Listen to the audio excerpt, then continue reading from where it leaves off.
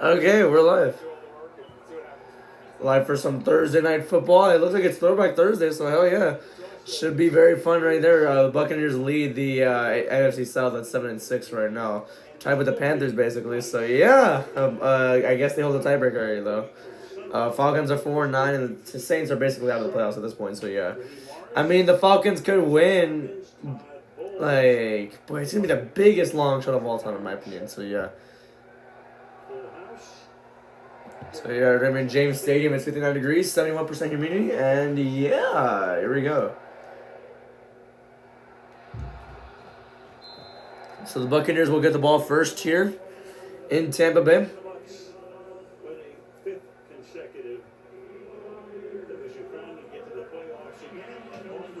Fifth straight division crown would be kind of insane. So here we go. Here's a return from the 4-yard line, and it's going to be from the... Oh, it's a nice return to the 34. Return there. I don't know who the return man is, man. It is Throwback Thursday. Look at the throwback uniforms on. There's Baker Mayfield, though. Mayfield, he's 7-6 this year, 209 pass yards per game, 20 touchdowns and 6 picks. Had a pretty solid year. So, yeah, you have Mike Evans in the game, which, hell yeah, that's my goat right there.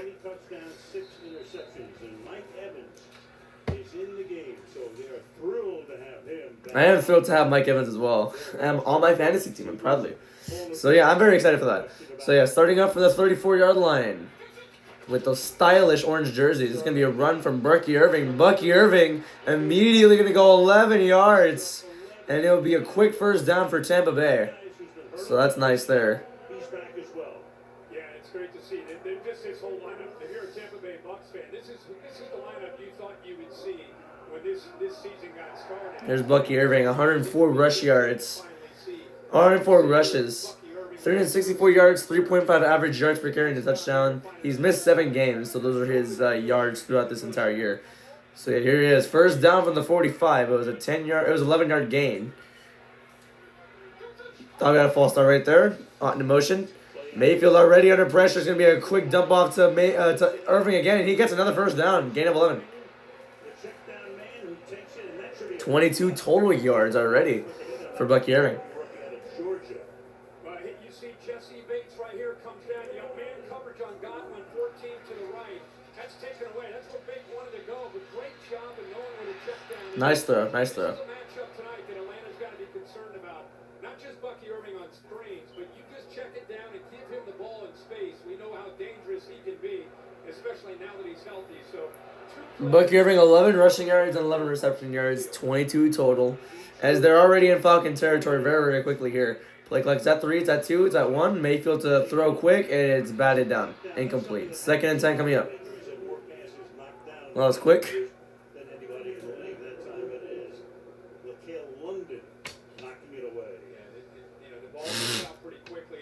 One of the things about Tampa Bay, they want to run the football, they want to set up their play action, kind of marry it. 94 right there between that double. Who is this intended target right there that got deflected? That ball was coming out on that quick slant. It was already Mike Evans, the intended receiver right there. Yeah. All right, that's that there. 2nd and 10 coming up here.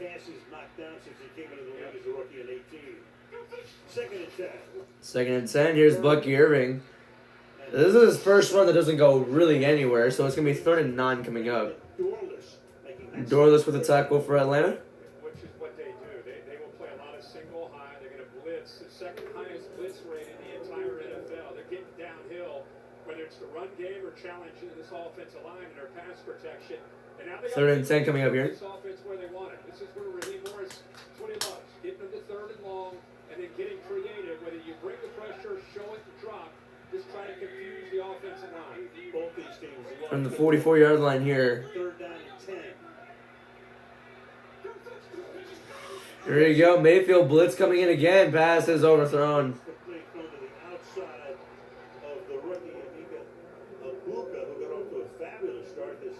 All right, 4th and 10. That's a little unfortunate there. They're gonna have to punt the ball away. Have I streamed any Bucks? I've streamed Falcons games this year. I streamed their game against the Vikings, and I think that's about it. I did stream the Bucks versus Lions game earlier this year. So yeah, I think that's been the only one though. So yeah. Quick punt there. Or here's Dixon. Kind of a fast drive. But here's the punt, and it's going to get down to the 1. Oh. And yeah, it's at the 1 yard line. Pretty cool there. And that's where the Buccaneers will start off their first drive of the game. Or the Falcons, sorry. The Buccaneers will start off their first defensive drive of the game. So yeah.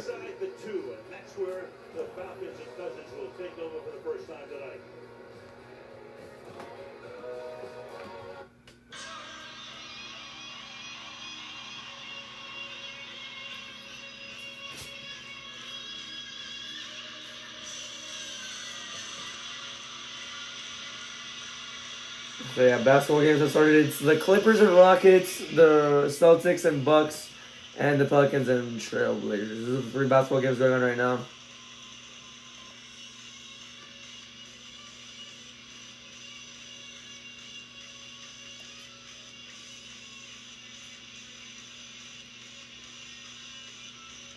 Turning defense to offense. Let's see.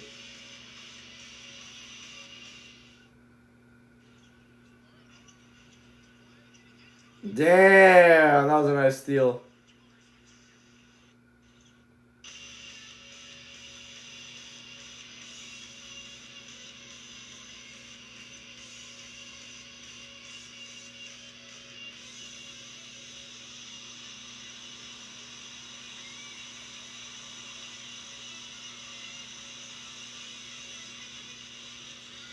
Yeah, it felt anticlimactic for the lawsuit to just end like that. That was honestly pretty shocking to read earlier.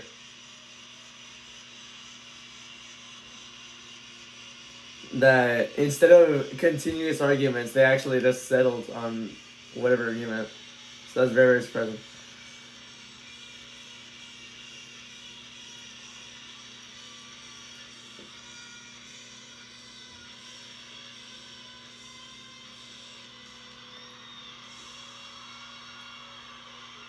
Wasting beautiful holiday nights. See, Falcons have way too many primetime games. I think. No, I don't.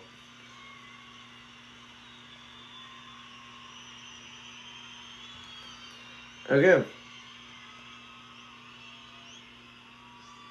You and your bestie decided to have a friendship chat. What does that mean? That's weird. Here's Raheem Moore. Oh my God, they're showing the coaches like older pictures, like high school. Oh, they're both Super Bowl champions. Bowles is a Super Bowl 55 champion, and Morris is a Super Bowl LVI. What is LVI? 56? Oh, I don't even know.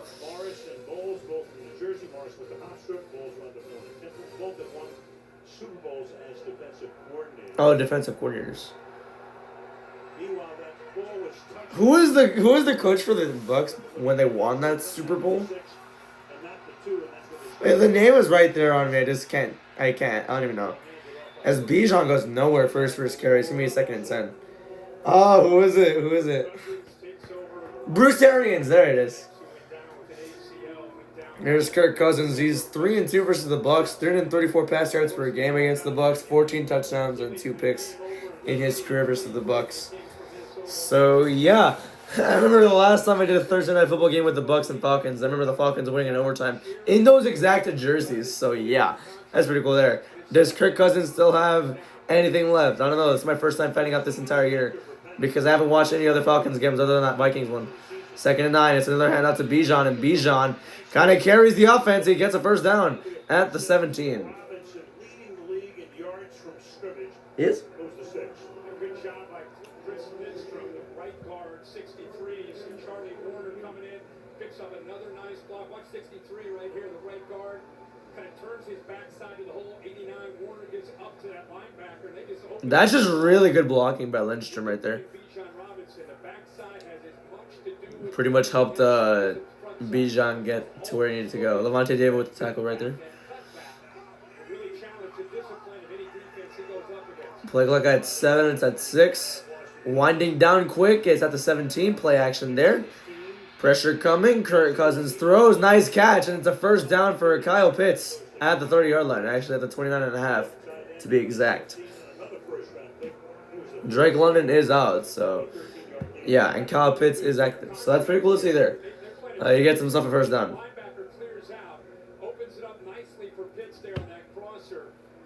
And he's such a great target at 6'6". They really feel that he and Bijan Robinson, with Drake London down tonight, have got to be able to obviously step up in his pass game. Jamel Dean is shaken up on the play. Oh, shoot. They're going to walk him over. Jamel Dean. Tampa Bay sideline take him out of the game. There he is.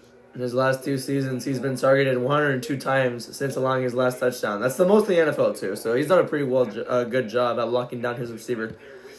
But it's unfortunate that he has to leave the game because of this injury. Hope he's all right. First down and 10. Right here, here's the collision right after the catch. See, Oh, yeah, I know. I can see it. Yeah. head down, protected. Smacked right into his shoulder. Kyle Pitts just slammed right into his shoulder, and that's what got him hurt. So, yeah. Unfortunate there. Hopefully he's all right. Hopefully he can come back in the game. Now, here's Jacob Parrish. She's a rookie from Kansas State. Drafted 84th overall in the 3rd round. Let's see how he does. He's Dean's backup, so yeah. First down from the 29.5-yard line. How nice. He's going to be hand out to Bijan again. He's going to go to the right side, and he's going to get 4, maybe 5 yards. And it'll be a 2nd and 5.5 coming up from the 36.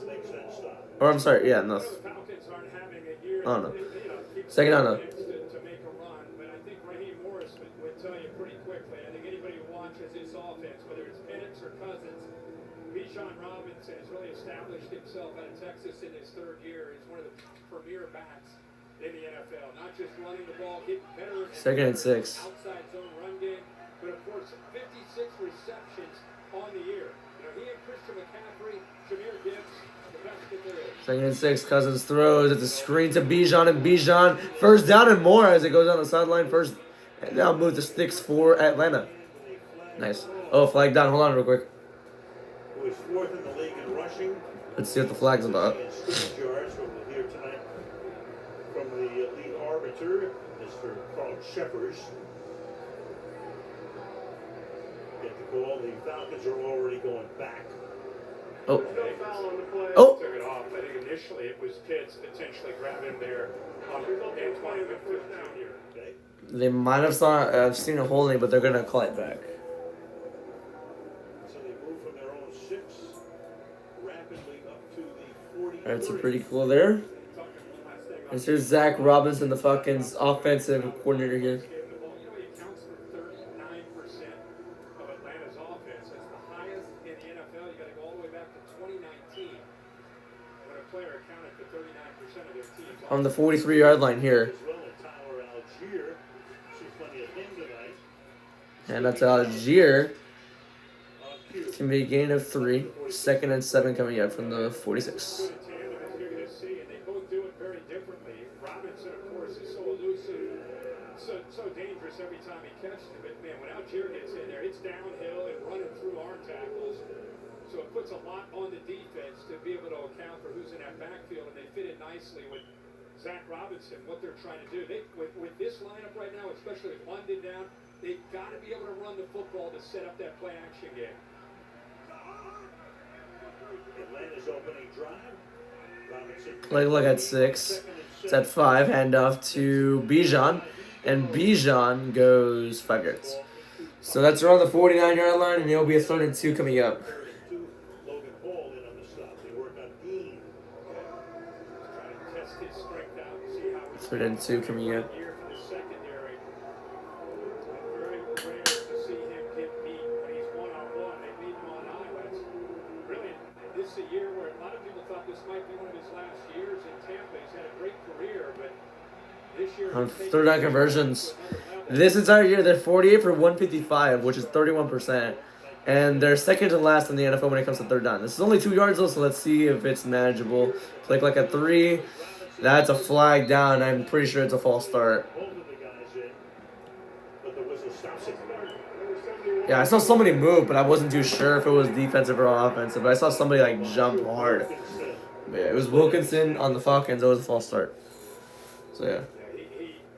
So now it's 3rd and 7. I just take away everything I said about take away everything I said about it only being 2 yards, because now it's 7. 7 plays. They've gone 40 yards in just under 5 minutes. So let's see if the Buccaneers can hold them to a punt as well from the 44-yard line. Play like that too. Tie 1. That is another flag.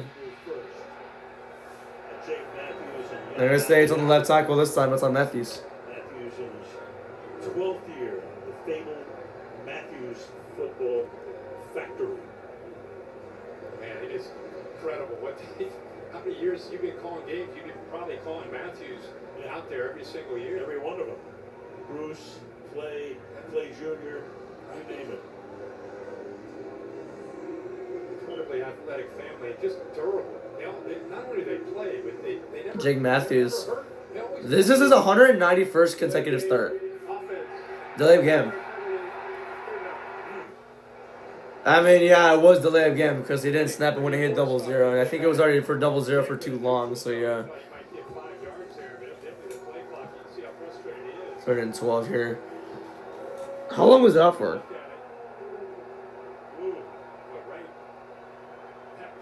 I thought the flag was on like a false start or something. I mean, what doesn't even matter at this point because no, either way they would have gone back 5 yards. So I don't think it matters at this point. 3rd and 12. Although we never really see delay of games called when it hits. Yeah, it hit 0 there. They're not gonna call it this time. Cousins almost under pressure, and it's a throw which is caught by. I actually don't know who that is. I think this is back. That's the backup tight end. I don't know, but it's a 4th down and long regardless, so they're gonna have to punt the ball away. Their own 6-yard line and really dictated things until what Raheem Morris was talking to the officials about. They had the two miscues. They ended up losing 10 yards, got out of their rhythm that they were in, got behind the sticks, which they cannot do tonight against this high Bulls defense. They've got to be able to stay on schedule. Pinion for the punt. Sets up at his own 10-yard line.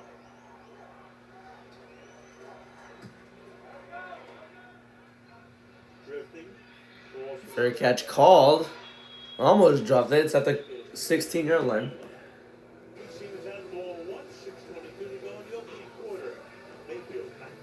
Nice.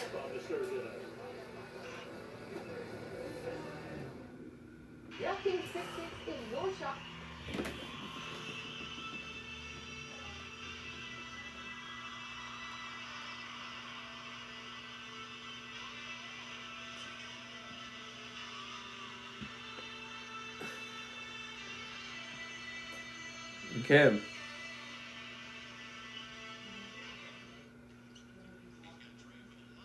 Damn. What a lob pass right there.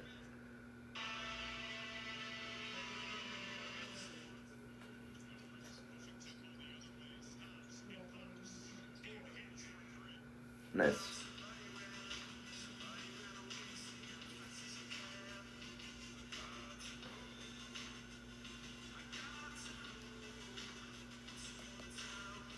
Why do I have 2 notifications on Ticketmaster? What the heck? That's interesting.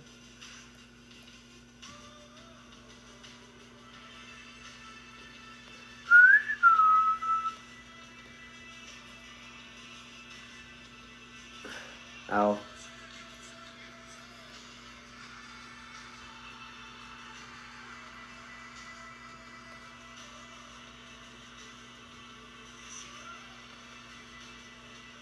This doctor had a heart attack. Oh no, what am I watching?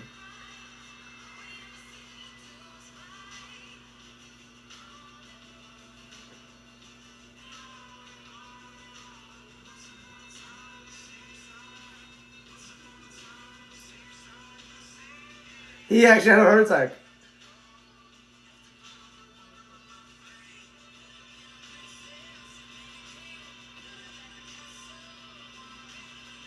Why is that the end of it?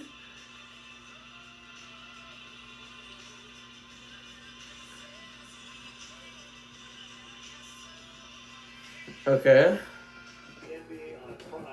And the NBA Cup Battle for the Cup semifinals on Saturday. Wait.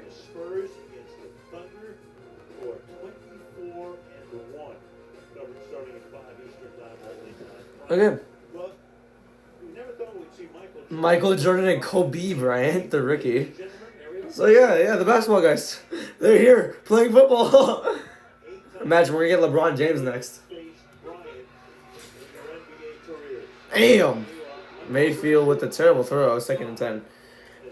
Something Steve, like, I don't know, it's better the first quarter, so I'm not going to say too much, but he still looks kind of off. I don't know. How bad is his injury, or is he still injured at all?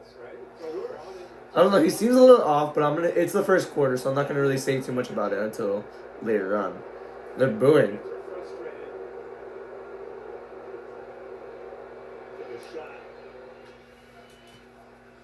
But they didn't call it. They felt he got hit in the head there after he followed through on the throw. The crowd looked at the replay, said, "Where's the flag?" 2nd down and 10. Here is Irving's trying to push his way through. He got 6 yards, so it'll be a 3rd and manageable. Oh. Look at the hit on Mayfield that did not draw a flag. Let's see. This is what the fans wanted, apparently. See the follow through there that I don't really see any. I don't see anything. I mean, That's the home crowd. They're trying to take care of number 6.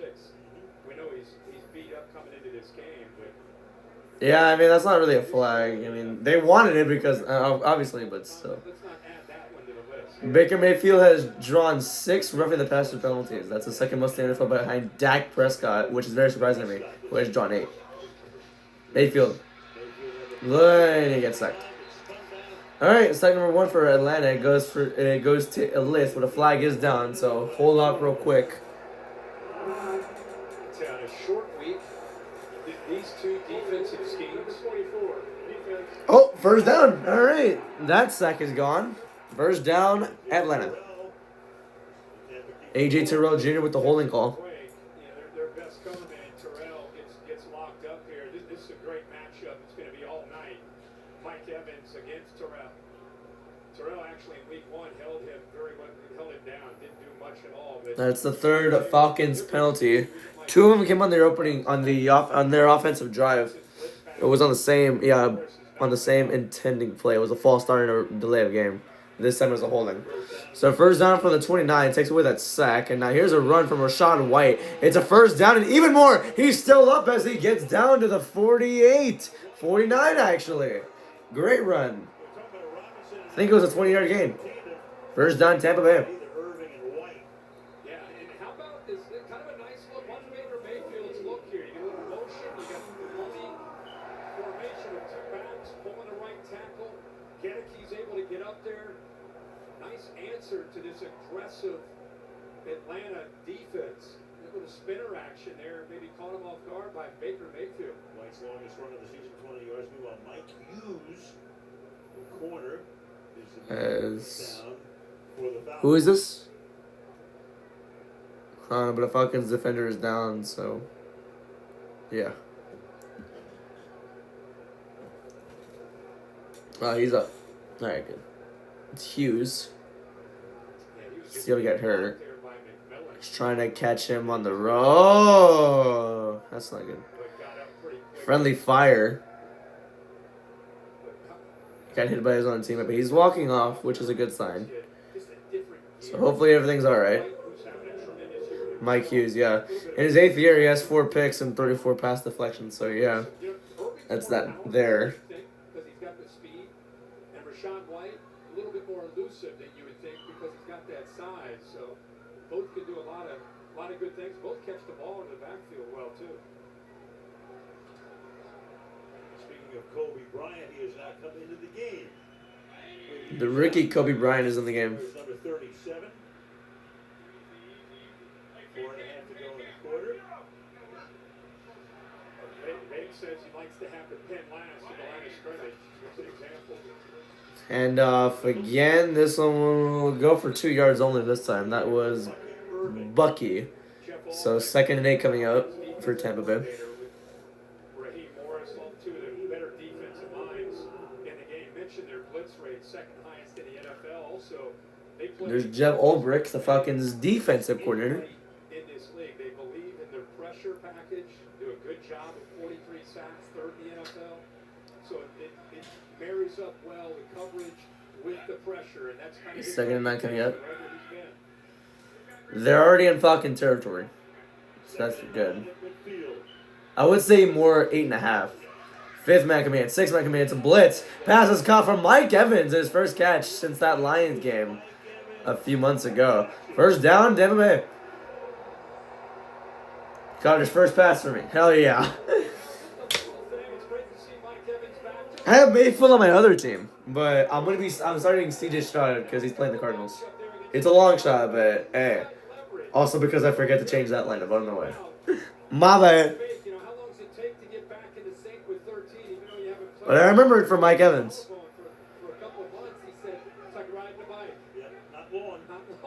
It's like riding a bike. Hell yeah. On the 38.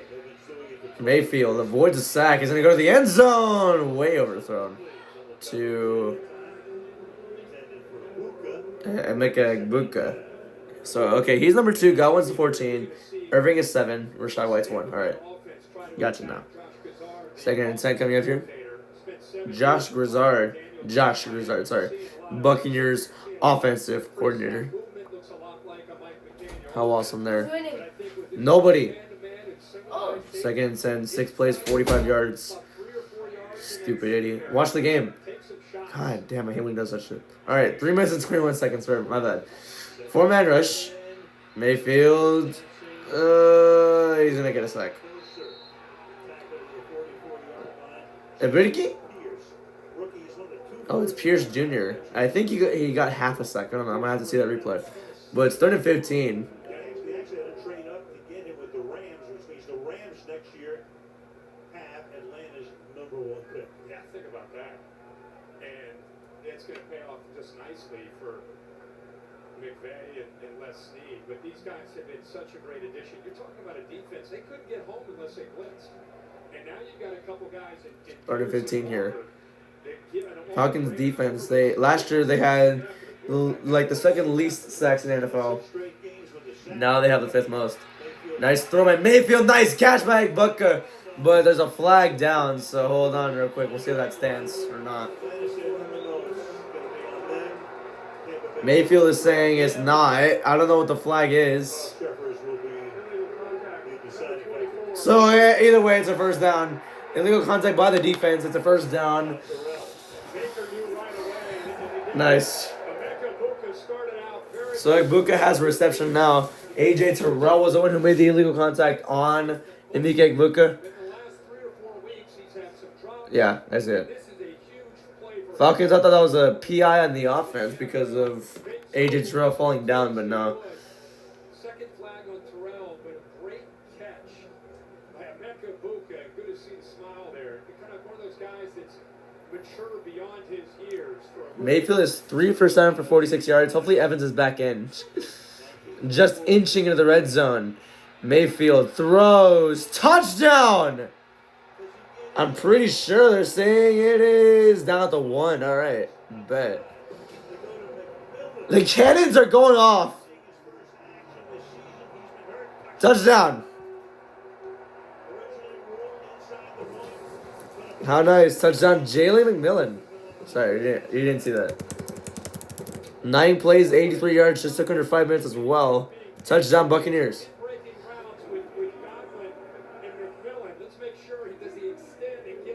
Ooh, he's barely in. I can see it. That was a great eye by the refs. My God. I was barely in.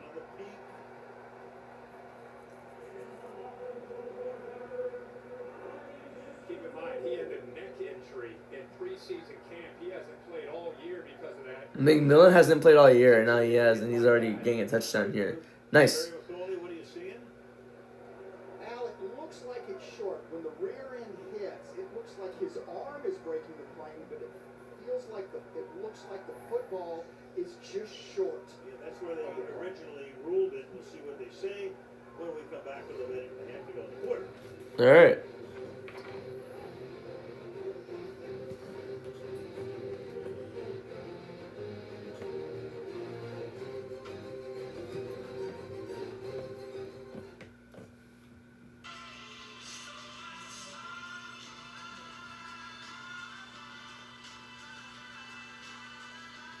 All right.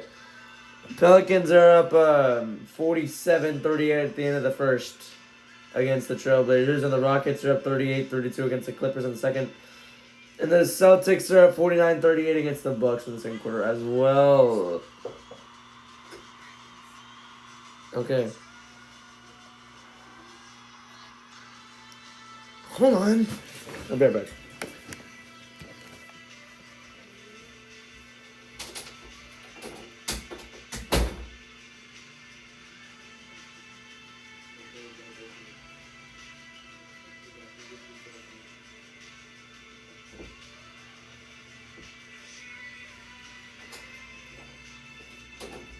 Alright, my bad.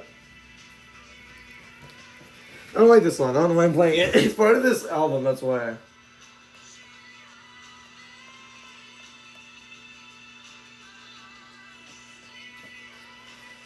Okay. I think the ball barely crossed the plane. That's why I think it's a touchdown. That was a perfect dunk. Oh my god.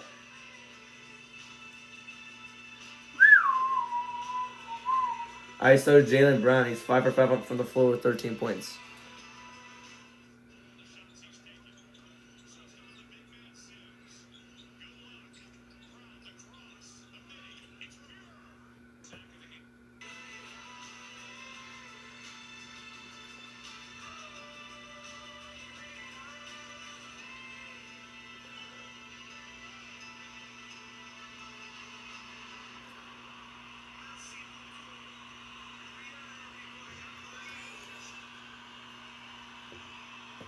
Oh my god. Okay. Oh, it's barely not. Alright, bet. The right butt cheek is down. The ball had not crossed the plane. Couldn't be any closer. First and goal. Sean Tucker is the back. And easy floater in Evans. Damn it, that was going to be his only chance for me for a touchdown. Now I'm going to kill myself. Yeah, they go jumbo. You're thinking, all right, run the big back. Let's get Tucker a touchdown. Instead, he sees his guy out there one-on-one, and anytime he sees a one-on-one matchup, he don't care if it's Terrell or not. He's going to trust his guy to be able to win that matchup. But give Terrell some credit. Out there on an island against a future Hall of Fame receiver. It's 1st and 1, yeah. I like how the stadium actually classifies it as such. Tucker is in. And he's in. That time he got in. Touchdown.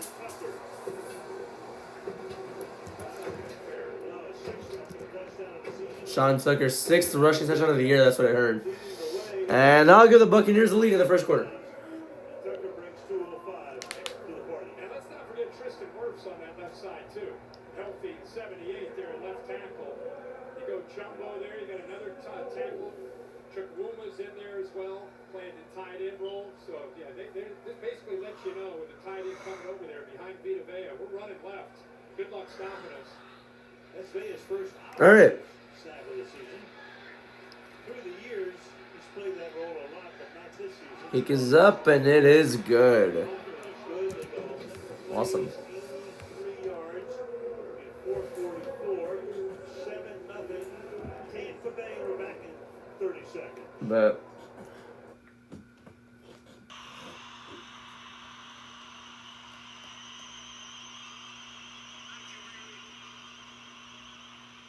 okay, and all right.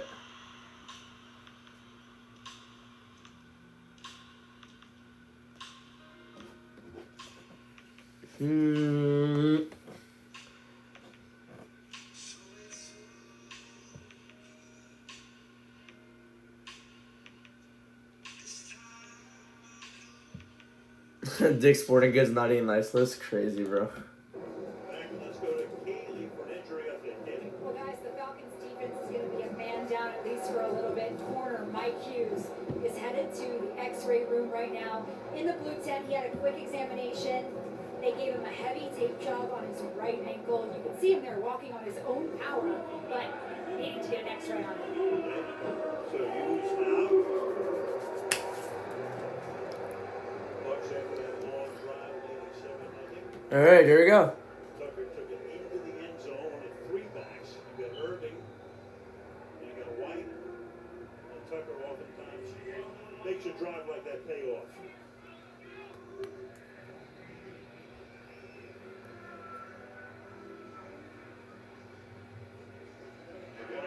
throws it in the air. And here it is. They're going to the end zone. Nice. That'll bring the ball out to the 35-yard line. They're just running it up with Bijan Robinson right here. 26 games with 100-plus scrimmage yards. That's the most in the NFL since 2023, so that's pretty cool there. Very nice. That's my GOAT. Such a good job. And learning a new offensive structure from what he played in college. Bijan Robinson, one of 3 players to lead the team in rush yards in every game this season. So yeah, Jonathan Taylor has led the Colts in rushing yards in every game, and Javonte Williams has led in rushing for every Cowboys game played. Same thing for rushing with the Falcons. Bad game or good game, he's always leading it. Cousins throws, it's over the middle, it's caught, Pitts across the 40 to the 39. He tripped up by himself, and he gets into Buccaneer territory to the 39. First down.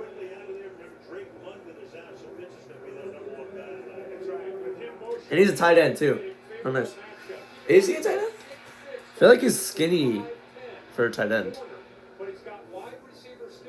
He's tall, though. Yeah, he's a tall blocker. But he has receiver speed. That's pretty cool. Cousins has not thrown an incomplete pass tonight. He's 4 for 4, 52 yards, and Pitts has 39 of them. Here's Bijan. Left side, and Bijan actually gets a positive gain out of that flag down. Get a 3-second set.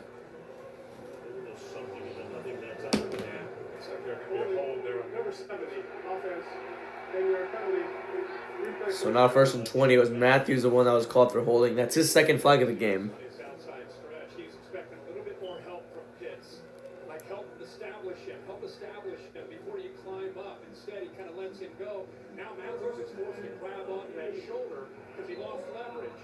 Needed a little bit more help there from Kyle Pitts. Nothing else he can do but try to get away with a hold. 4 penalties for 25 yards. The Buccaneers still clean the entire night.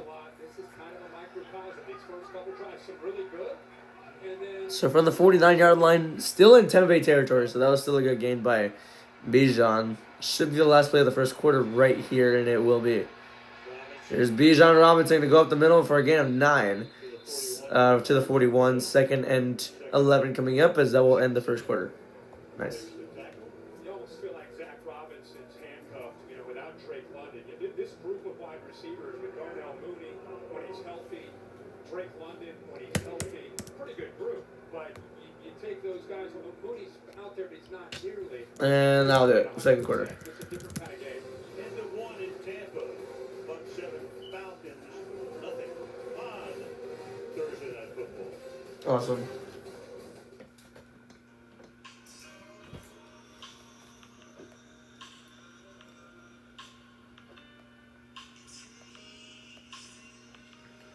All right. Vita Vea at fullback. Hell yeah.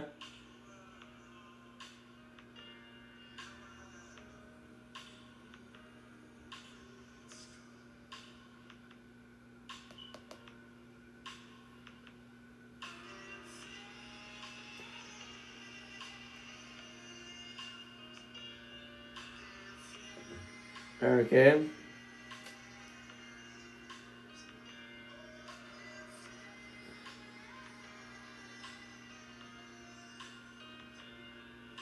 Rule number 1 in fantasy football: don't be this guy. He dropped Genty.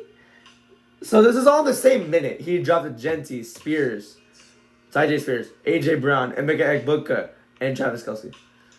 So yeah.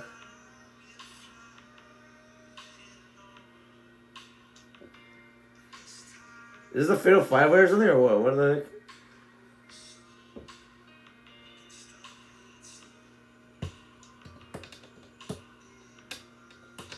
SZA shooting this album cover in real time will never fail to amaze me. Imagine she fell in the water. That's really insane to think about, look-y.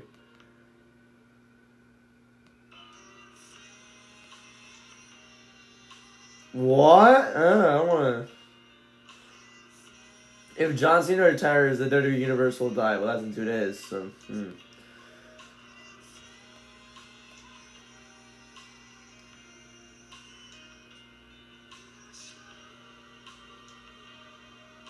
I don't know. What this is for?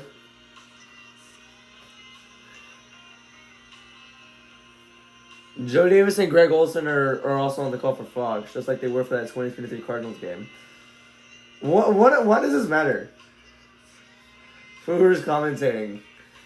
You think the Raiders are gonna win this game? Yeah, right. If they do, that's yikes. Eagles have got to fire Patillo now. If that happens.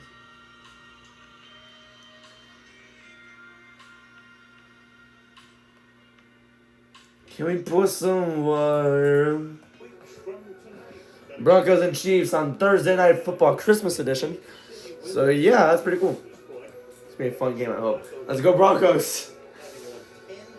I'm kidding, I don't know. I shouldn't be biased. So yeah, cool. Moving on. Dude, that one of the Falcons fans has a custom welterweight championship that says ATL on it, so that's pretty cool. Cousins looking, throwing to Robinson. Oh, nice juke. He's actually gonna get positive yards again.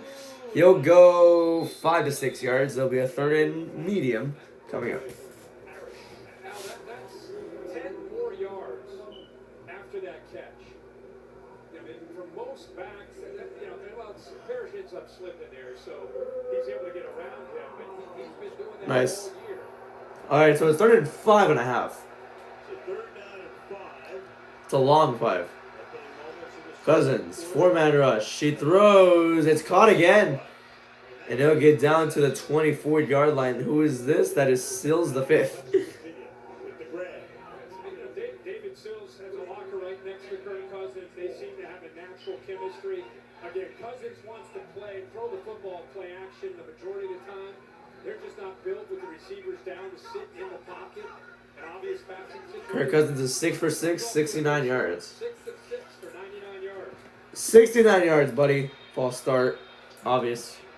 The entire right side So this will be on Lindstrom. the 5th. Number 63. Offense. 5-yard penalty.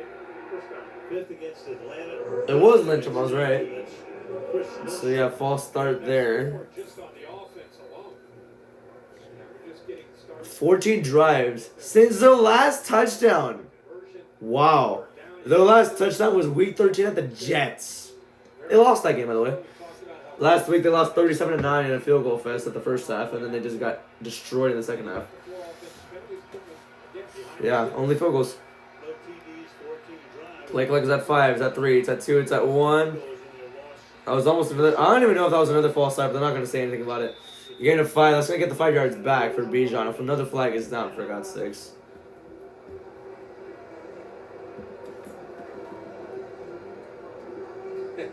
Raheem Morris is happy. He's glad it must be on Tampa. Holding. Defense. That is Tampa Bay's first flag of the game. So first down, Atlanta. Fraction. It's on Greg Gaines.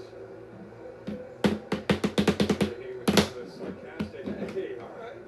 We're going to call both ways tonight. All right. Find him.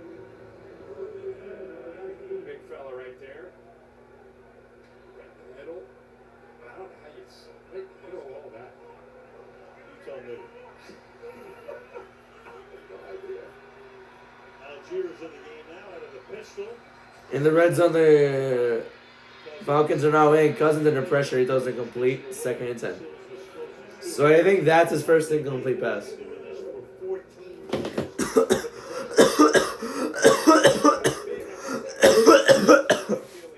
Sorry. I need them to show that graphic of Kirk Cousins being 6 for 7, 69 yards.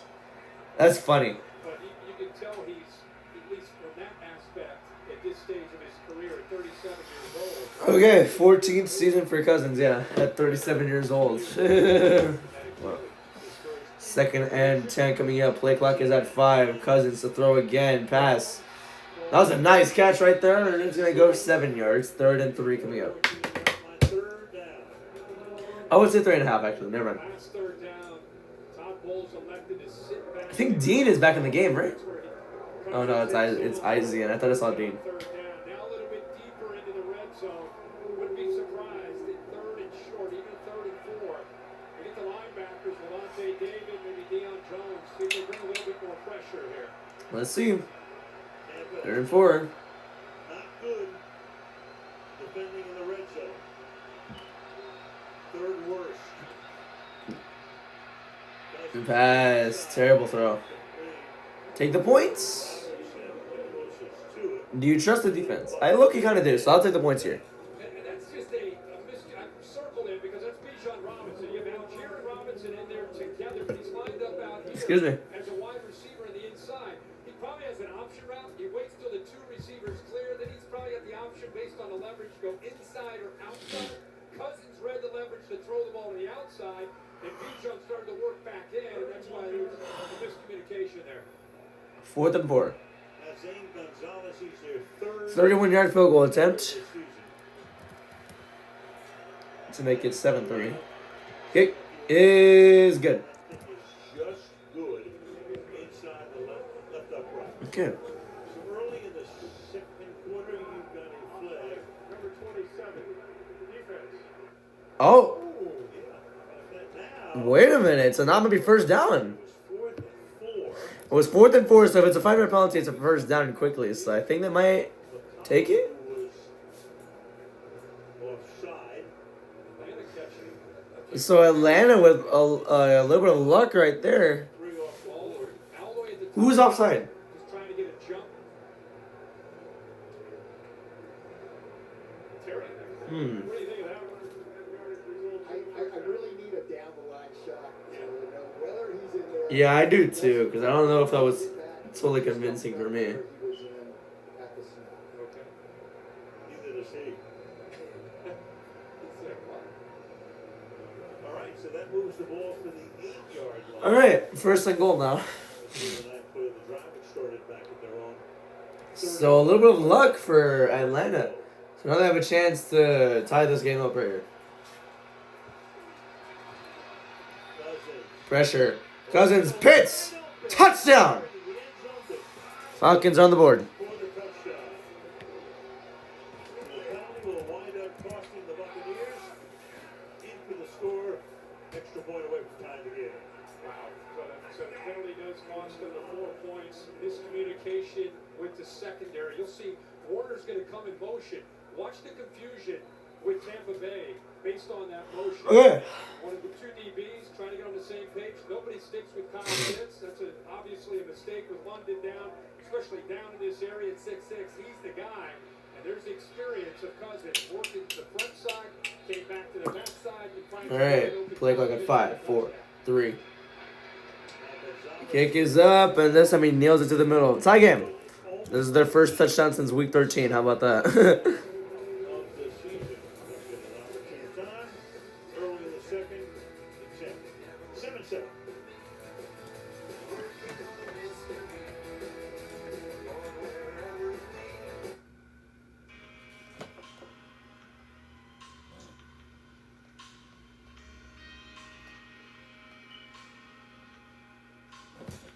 Okay.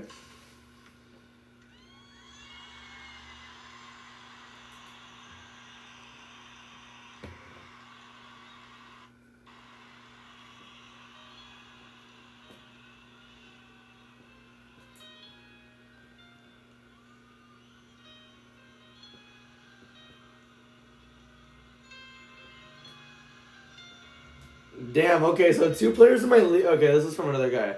He says 2 players in my league benched all their players to force a tie and eliminate me for the playoffs. I have tried to explain that this is cheating and collusion, but they think they're being smart. I need help with what you think. Wow, okay, that's interesting.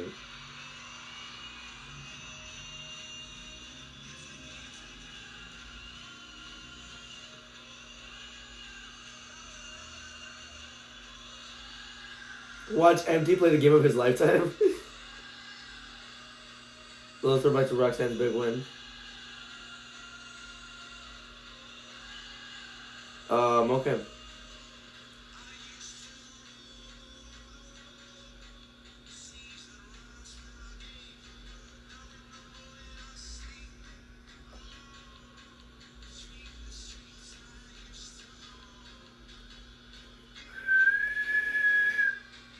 Okay.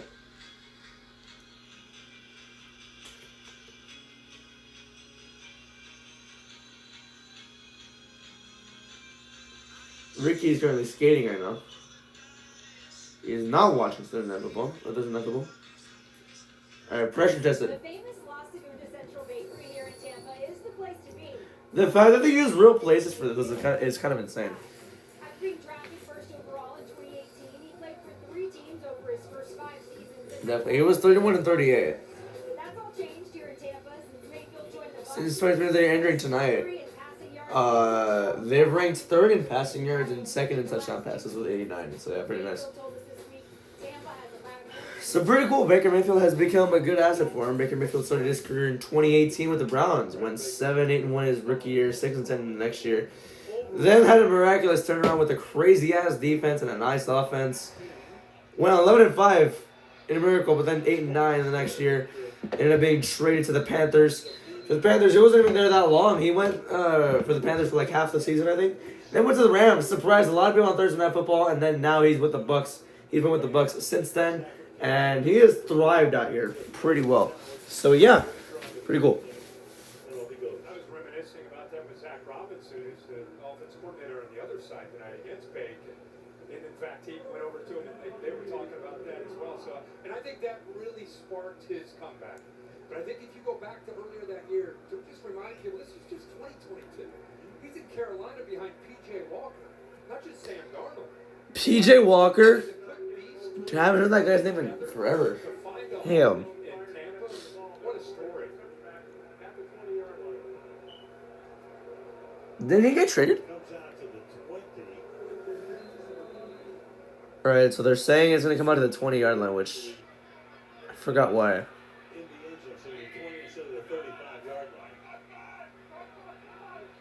So 80 yards to go for Tampa Bay right here.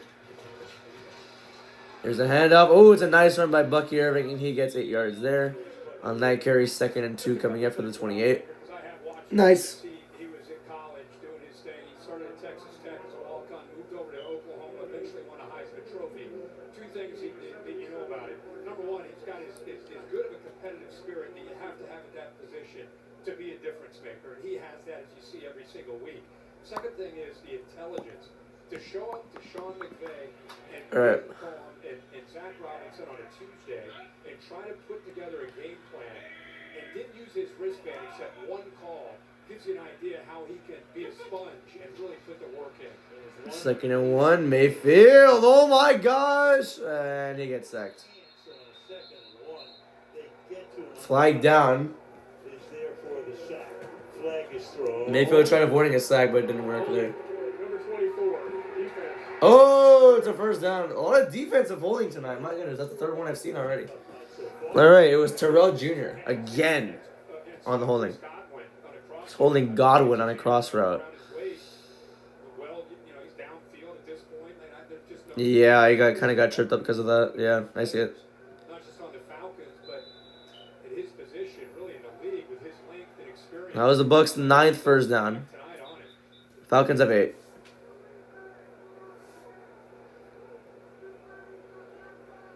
So, first down now from Shepherds. Ready to signal, ready for play. And think about it, it takes a sack away. Again, another example. All right. Takes a sack away for Atlanta, yeah. Making too many mistakes. First down. It's a handoff to Tucker, which nice run. Never mind. I thought it was losing 5 yards. It ends up gaining 6. 2nd and 4 coming up. Let's go back real quick to Baker's throw. We thought it was a touchdown, but ended up being just short. Just to give you an idea of what he does. Moves the seat. Baker Mayfield fantasy owners got pissed off as soon as it was ruled short. I have one, but he's on my bench this week, I think. Haven't looked at that team in a while. I don't know why. Mayfield is 4 for 9, 65.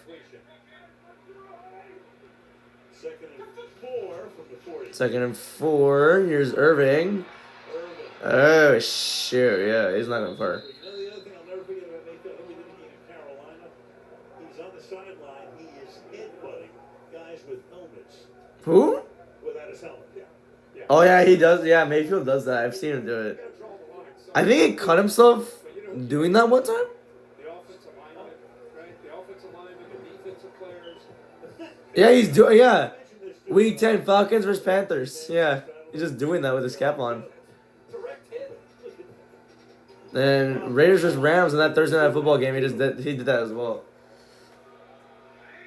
Bro, I remember watching that Falcons Panthers game. It was terrible. Mayfield pump fake. He's still going. Pump fake again, and he's gonna throw overhead of Evans. Evans looking for a flag, not gonna get it. For the net. There is one on the other side of the field. Oh, there is a flag. Yeah, 42. That's going to be on Tampa. Oh. For what?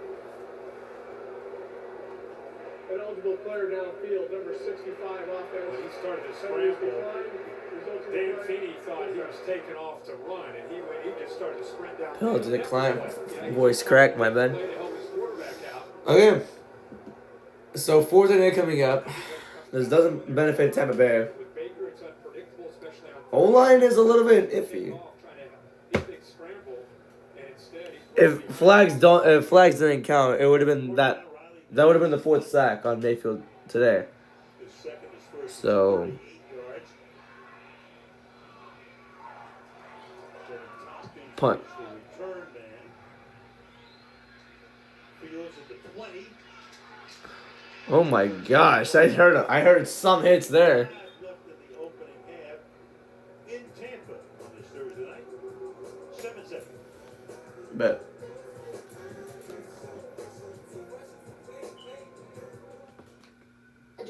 Shut up! Thank you. At halftime, Celtics lead 67-60 against the Bucks. The Clippers lead 54-51 against the Rockets at halftime as well. That's that right there.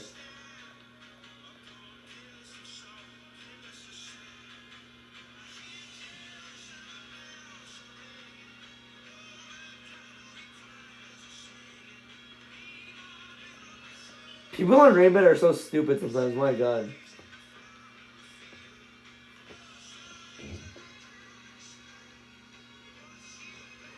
I'm taking Philadelphia even though their whole team is injured. No, they just suck.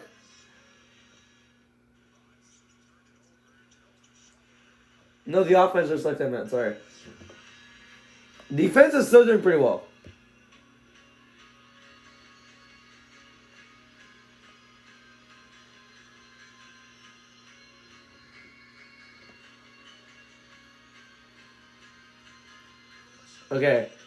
Okay, most disappointing NFL player by team this season, Stevenson for the Patriots. Yeah, I agree.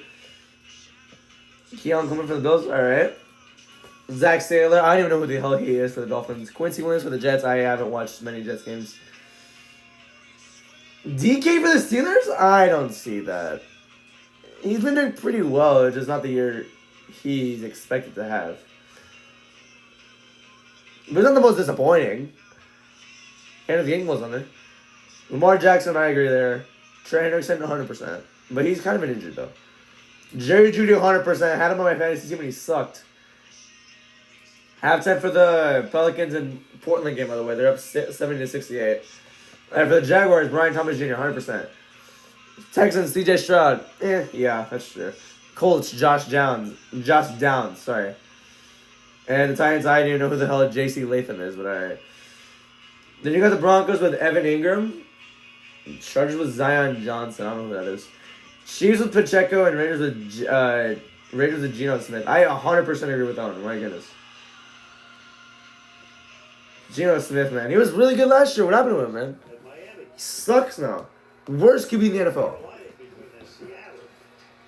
In the most polite way possible. Here's Bijan with a really nice run. He's going to break through. Downfield he goes to around the Buccaneers 40, and that opens up the opportunity for Atlanta to take the lead on this drive. Flag down, never mind. Take back everything I just said. They're going to get a hold on the block downfield by the receiver. Number 81, offense, 10-yard penalty. Dylan Drummond. All right, like I just said, take away everything I just said Well, that takes about Atlanta taking the lead on this drive. a great play. Bring it back for another penalty. You know, he's right at the top there. Gets a hold of Dean, and Robinson breaks out. Yeah, I see it. My voice cracked, sorry. Obviously has the hold there. He's in great position right here, but the way Dean reacts, catches Truman off guard. I mean, you got number 7 behind you. He's liable to go anywhere. But think about it. Sack taking off the board, penalties, big run. Atlanta Falcons tonight. They have 8 first downs and 7 penalties. Yeah. 7 penalties already against the False start. That's their 8th. Thanks for jinxing it. That's on Pitts, the tight end. First and 16. Number 8, offense. 5-yard penalty. Remains first down. Let's take a look at our next bid stats while we have an opportunity for potential other flag powered by. All right, so the Buccaneers win this game. They have a 79% chance of making the playoffs. If they lose, they have a 54% chance of playing it in the playoffs. If the Panthers win Sunday against the Saints, they have a 39% chance of a win. My bad. That's excuse me right there. If they lose that game, they have a 20% chance. We'll see. 10th penalty overall for the game. First and 16 from the 23. Play clock is at 5. And to Bijan, and again, he has a nice run. Won't get the first down, but he got 13 yards. Robinson on a 1st and 16 picks up 13. So that'll be at the 36. Since they gained 13. Kind of a double team, secures that block. This offensive line is very, very efficient. It's really led by the left tackle, Jake Matthews. A lot of people believe he's having an all-pro kind of year, maybe the best of his entire career as a 12-year player. But the interior does Tree. All right, here's Robinson. 8 runs for 55 yards. On the ground for the league's 4th leading rusher. Second and 3. Bijan Robinson, first down to the 40. To the 40-yard line. That's a first down halfway through the second quarter. I'm trying to think of it. Is there somebody that he reminds you of? Again, I've been watching him since he was in Texas. That stop and go, kind of like Kirk Cousins, 8 for 10, 83 yards and a touchdown. Robinson, 59 yards and 9 runs. Kyle Pitts, 47 yards and a touchdown. elevated, jumped over guys and when he landed, he was still going as fast as when he took off to go up into the air. There aren't a lot of Thank you. guys that can Thank do you for that. that. Thank you very much. 6.5 yards of carry. First down from the 40. Averaging 5 yards. Play clock at 5. It's running down quite quickly. Play action here. Blitz coming. Oh my god, Cousins got out of it and he goes nowhere. Alright, second and 10. Yeah, we put the heat on. We go to Kaylee. Guys, Bijan had this year targeted. He told me he believed year 3 is when the game can truly slow down for a player if they put the work in. So that's what he and his running backs coach, Michael Petrie, have been doing, watching endless amounts of film to point out the little details he might have missed over his first 2 seasons. Now he says that work is paying off as he leads the NFL in scrimmage yards and is on pace for a career high. Nice. Established himself as That's progress. in his 3rd year in the league. Second down and Second and 10. from the I think Bijan's a receiver for this play. so after here, False start missed on left tackle. Cousins throws down the sideline. Did he catch that? What the hell, Bijan? First down. Oh, it's incomplete. Never mind. Oh my! I was about to say, like, what the hell? He caught that. Raheem Morris is trying to argue that he did catch it. Everything else he's already done. What the hell? One-handed catch? Lined up as a wide receiver against the starting corner. Ball's thrown back short with his left hand. Just bring it in. One. Oh shit! That's no. What a catch he made! He just couldn't get the feet in. Oh my gosh! That was almost close. That was almost pretty cool. Good ball for him to adjust back to, but just a thing of beauty. Just for style points. It's just a thing of beauty. I like that. Third down and 10. As the play clock is reset to 7:08. That's who Bijan Robinson is. I remember talking to him when he was in Texas. When I got done with a production meeting, I said, "Can you thank whether it's your mom or your dad or your grandparents or a coach, whoever's raised you, just thank them for doing an amazing job. Just a stellar individual." absolutely. All right, Falcons offense. Robinson and Pitts combined, they have 123. The rest of the team has 23. So that's an 100-yard difference. As we reach 3rd and 10. Crowd is loud. Flag down. False start. And it's a first down as well because he caught it, but it's going to be called back. Before the snap, False start. Number 7. It was on Bijan? Damn. All right. 3rd down. 2 on him tonight. Sometimes Terry and other officials, they'll let you get away with that. You know, that jump with the left tackle. But not that was a little bit. Raheem Morris is just screaming fuck on the sidelines. 30 15. Let a guy get away with it. He's in his 12th year in the league. Second roll pro. Not that time. Dude, I love that mask that guy has on. 3rd and 15. 3rd and 15 here. Play clock is at 5. Gotta snap it quick. Mooney in motion. I don't think he actually got set, but they're gonna ignore that. Pitts. 5 yards. 10 yards. Oh, got 13. But it's a couple yards short. Down to 48. Do they go here? No. Don't risk it. Defense has done pretty well in the last drive, so I would punch it. I would feel safe punching it. But it's 4th and 2. Let's try and draw them off real quick. Oh, it's 4th and 4? What the hell? How is it 4th and 4? That's 3 yards clearly. Oh, damn. We have an injury. So he'll get the 10 to 2. With 6:44 left in the half.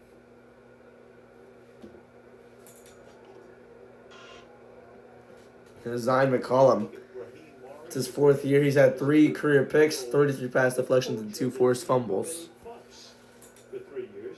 He was on John Gruden's staff back in 2002 as McCollum will walk up under his own power. He's He old? was on the staff when the Tampa Bay Bucks won the Super Bowl back in 2002 over the Raiders. Against the Raiders, yeah, I was about to say. And then he was the defensive coordinator with the Rams in 21 against Cincinnati. Got me some jewelry. Oh, yeah. Never mind. Pretty good. Now they're thinking about they're going to change it. Now they're going to punt the ball away.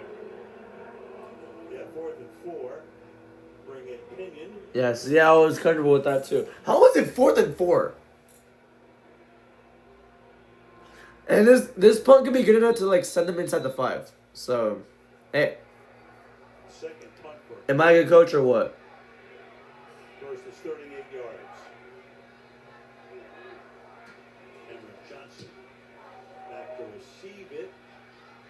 Goes for a fair catch. See, exactly what I meant, but they couldn't catch the ball, so it's gonna be a touchback to the 20-yard line. 6.5 remaining in the opening half. This Thursday night in Tampa, Florida. 7-7.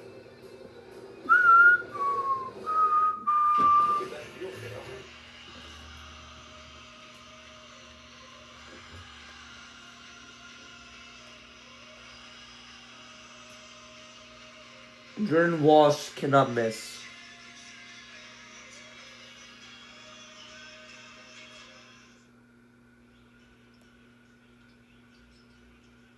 What game is shown on TV today?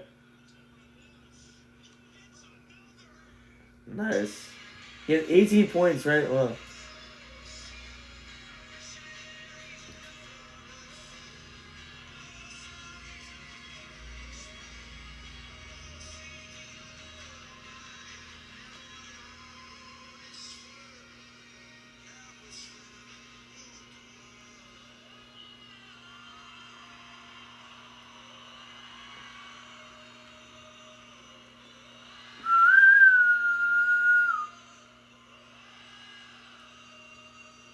Okay.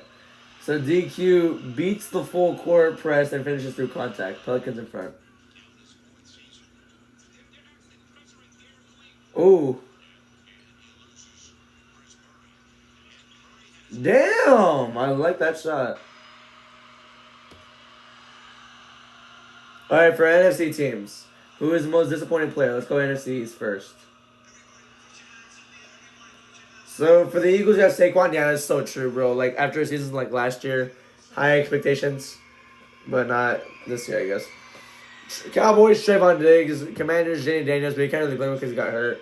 Abdul Carter for the Giants, 100%. Matthew Golden for the Packers, yeah. DJ Moore for the Bears, yeah. Jake Bates has been goated. Shut up. JJ McCarthy, yeah, 100%. For the Bucks, Bucky Irving, he's been all right. It's just like the injuries. I don't even know who Chadavian Sanders is, or Chatavian Sanders. Darnell Mooney has been at his lowest, and Alvin Kamara is old. Terrence Ferguson for the Rams. I mean, he's been okay, not bad. Cooper Kupp for the for the Seahawks. Yeah, 100%, dude. What happened to Cooper Kupp? Brandon Ayuk for the Niners. Has he even played a game this entire year? I have no idea. Then you have Harrison Jr. Yeah, I agree with that one as well. Mayfield dumps it out, but it's incomplete. So 2nd and 10 coming up. You know, there's so many funny John McKay. Yeah, Marvin Harrison Jr. for the Cardinals. Yeah, I agree with that one too. I've seen so many drops from him this year. I swear. For the Cardinals games that I have watched, he kind of drops a good amount, low key. So yeah, especially when he dropped that wide open pass against the Niners that one time in Week 3. So yeah, Believe it, yeah. Sounds good to me. 2nd and 10 coming up. 2nd down and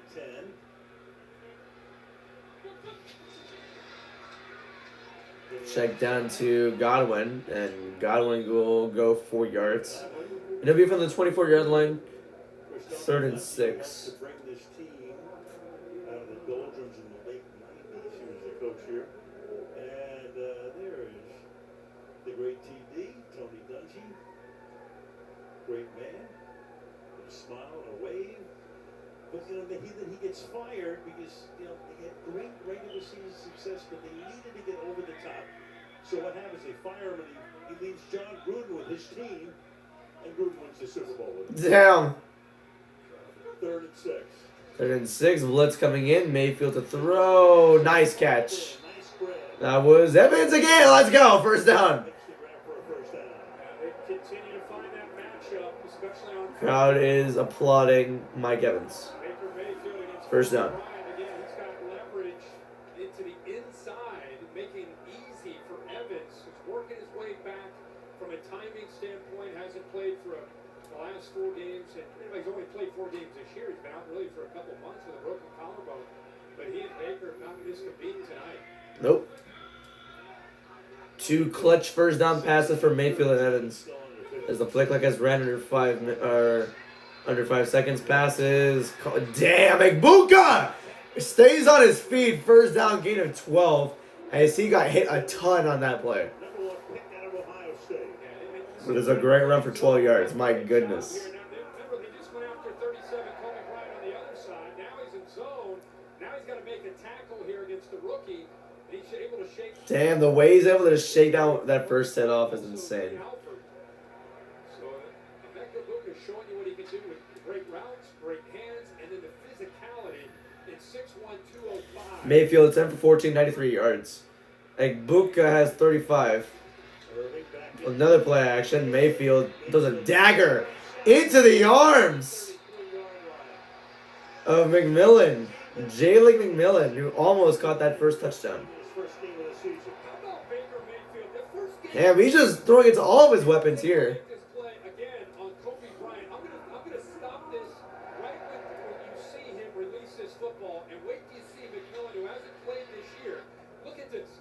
Now we'll go ahead and throw. Watch this. He's still running his route. That ball was passed. Damn, that was a great throw as well. And the timing with the receiver that hasn't played all year, week 15, to be able to throw like that with anticipation. Incredible. Crazy. That's a lot of trust for Baker Mayfield, my goodness. Here's Buck Aaron to spin into a yard. My God, what a tackle by Ellis right there. Tackled there by Kane. 2nd and 9. You look at the last 4 games for Baker Mayfield. It's very rare. All 4 games we've been talking so glowingly. Baker Mayfield in the last 4 games, 530 yards, 4 touchdowns, 4 picks. 22 last week. He's 1-3 in that span. So nobody's happier. Last week it was against the Saints. The week before, I forgot. First game all year with the broken neck, 3 vertebrae. I think it was Buffalo the week before. Of course, is able to come back. You add them to Chris Godwin. There wasn't Buffalo the week before, I forgot. That's 4 big time. 2nd and 9 for the 32. Playing with that bum left shoulder. 2nd and Mayfield throws. Oh my God! incomplete. Evans with a wild trip up right there. Is Evans. The way he fell was really concerning as McMillan is biffing with the defense right now because of that. That's 6 for the entire. I thought, I'm not gonna lie to you, I really don't want to sound like this, but I thought he got hurt. Oh my God. You know, whether it's Mike Evans or Emeka Buka, The way he lands is just, oh my, that's kind of. best of the I Buccaneers. want to say that's a dirty tackle, low key. Line of the NBA, that's a flagrant foul. I want to say that's a dirty tackle. I don't know. 3rd and 9. Guess not. I don't know. At least for me, it was a dirty tackle. 3rd and 9. Timeout. Tampa Bay, they're first in the half. You see the Buccaneers receivers and even Baker responding to Mike Evans. McMillan was there quickly, let the Falcons know he didn't appreciate it. Of course, he had that injury in preseason against the Steelers. He took a similar hit and went end over end and landed on his head, and that's how he broke the 3 vertebrae. So he wasn't excited to see that hit. We haven't talked about these uniforms. You know, Why? I love this. This is what they're wearing tonight. These are the original popsicle cream uniforms that they wore back in their first season. They wanted to be emblematic of Florida, the sunshine. He talks about jerseys as soon as they're talking about the dirty tackle. Some of the throwback uniforms are like, All right, Al Michaels, I love you, but man, you fall off. I'm sorry to say it, like, he just lost the magic he had. 3rd and 9. Yeah, I don't think he's getting out of this. He might. He got a yard. He tried being badass Baker Mayfield by getting that first down, but it was never going to work. 4th and 7 coming up. Now here comes a field goal. Nick Nelson is a very underrated player in this defense and does so many different things. Here he's walked up, and a lot of times the blitz, this time he's just making sure Baker Mayfield, he's just mirroring it, waiting for where's he going? All right, I got it. Just a great job there, and lets the rest of the defense rally to the football. 49-yard attempt to try to take the lead now. Chase McLaughlin,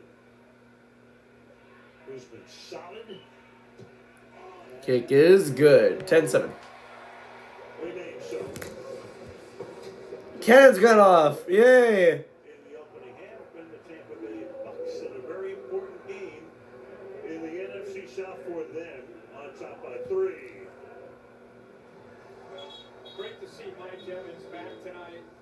We were all excited. We wondered if he might be on a pitch count, but they really been targeted 7 times so far. They've given him some man, some press, some zone, a lot of 3rd downs. He's been able to make Okay. plays because they kind of sat back on it. Kobe Bryant's respecting his ability to go Oh. down the field.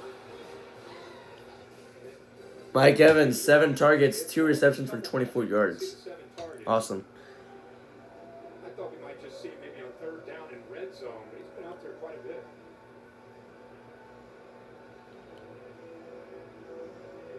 Won't have 1,000 yards this season. That streak is going to end.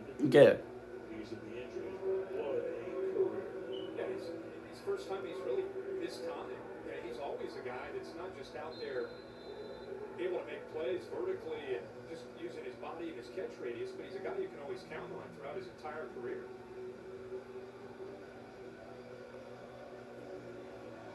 Okay. The Falcons will get the ball. Here's the kick. So they can look to the 2 for 1 here. With 2:04 to the half, and we go down to Kaylee. Guys, you can see how uncomfortable Mike Evans looked as he came off the field, grabbing his lower back there. He told me yesterday that his recovery from that broken collarbone wasn't as painful or as hard as he imagined it would be, but until tonight, he had only tested out his right shoulder strength by falling on a mat and getting reps against press coverage. So tonight, he's wearing a padded shirt to help brace his right shoulder for any impact, but that doesn't protect his lower back. Yeah, That so- looks like where he's hurting. Yeah, so important to have. My lower back is hurting because of that. My God. They're trying to See if the Falcons can put points on the board before halftime. Cousins to throw, to check down to Bijan, and Bijan with a nice speedy run. And it's going to be a 10-yard game, but I'm not so sure he got the first down. That gets us to the 2-minute warning, 1:57. The 1 minute 57-second warning. Hell yeah. 7 Bucks.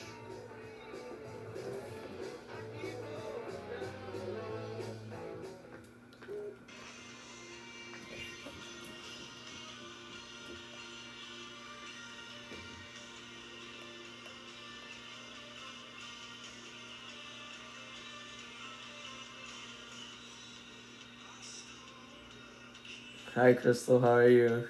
I'm doing fine. A little bit tired, but yeah, I'm doing fine. How about you? Okay. Oh my gosh. Dak Prescott hit the 6'7" emote? No way.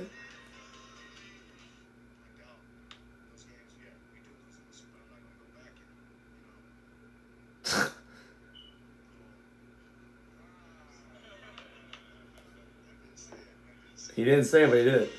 That's good to hear.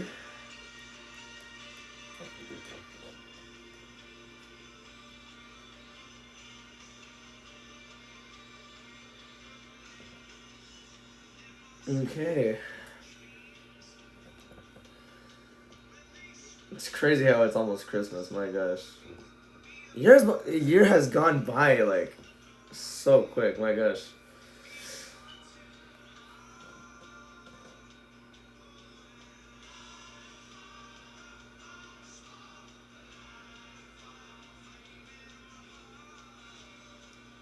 Kawhi Leonard's making plays on both ends. Yeah, it's crazy, right, dude? Ooh, that was a nice shot. All right. So what I heard recently is that Coldplay is actually recording music right now. So awesome.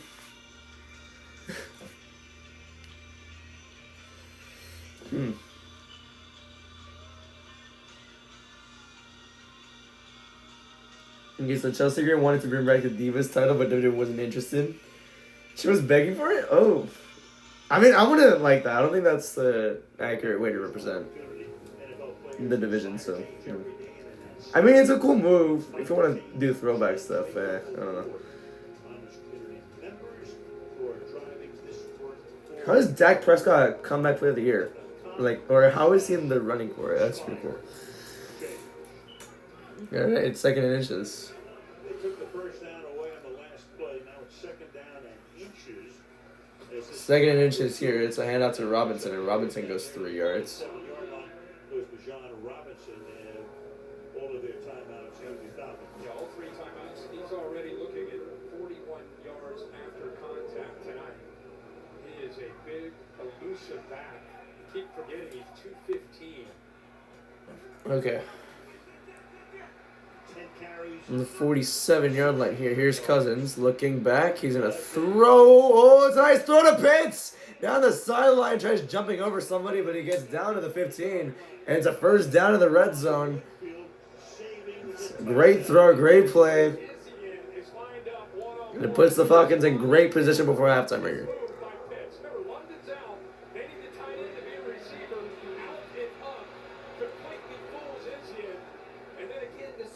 Oof. I can see it now. He's like,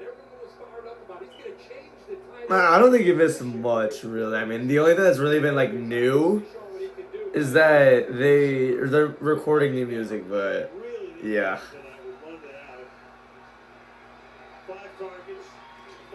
First down, Cousins, end zone, touchdown, Pitts. Oh my gosh, climb the ladder for that one. Nice celebration too, and the Falcons take the lead. How about that?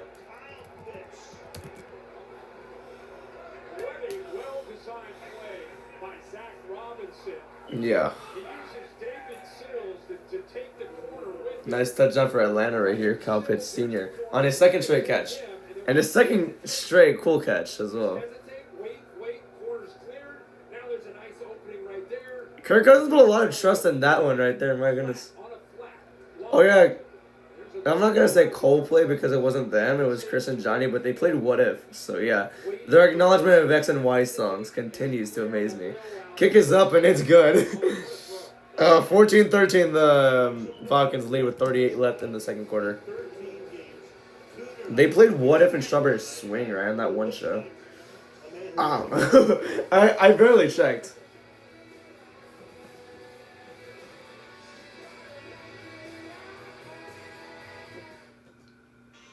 It was like on December 3rd, I believe. It was like one of those charity shows.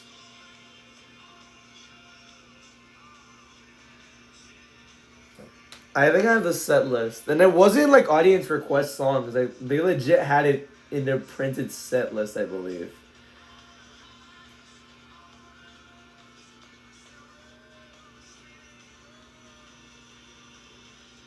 If I can find it.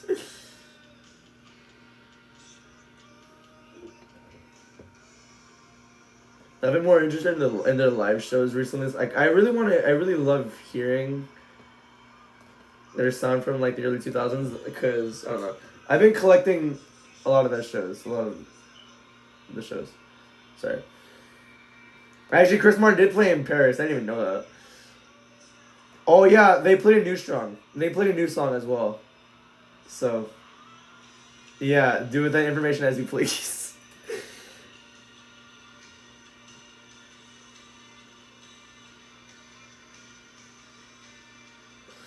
Okay, I'm getting the set list. I just know they played a new song. It's unfortunate that nobody gets to hear it though. Yeah. So that new song is called Teardrops. They came up with it that same week, and they only play like the piano part of it, but it's new, and yeah, it's not related to Every Teardrop is a Waterfall. So yeah, interesting. So they played All I Love, A Sky Full of Stars, Magic, and then Strawberry Swing with John Hopkins for some reason. Adventure of a Lifetime, whatever. What If? First time they played What If since, or the first time they acknowledged What If since 2011 on that Radio 2 show. They played Everyday Life and Viva La Vida with string players. Jupiter with John Hopkins. Some Gracie Abrams cover. Feels Like I'm Falling in Love and Christmas Lights. So yeah. Alright, here are my goats, Chris and the guys, that are going to be doing the halftime report. Big win. Double fours. There's a double four playing in Indy right now. Wow, think about that. Alright. Here comes Tampa Bay. Let's see if they can get a field goal or something, or points out of this drive. I don't know. Is this Godwin? Oh my goodness. He got hit like crazy. As for the unreleased stuff, we haven't really gotten much.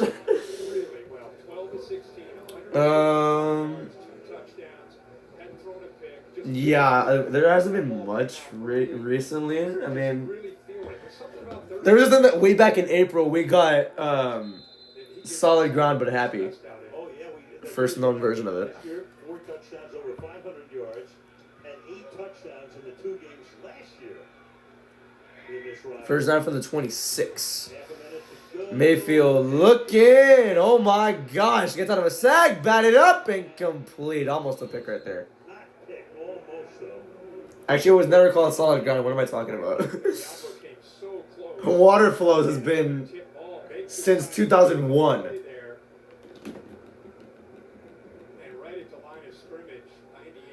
98. The way he just batted up the ball. That was scary there. For Baker Mayfield fantasy owners, that was almost a pick. I'm a Mike Evans fantasy owner though, so we'll see.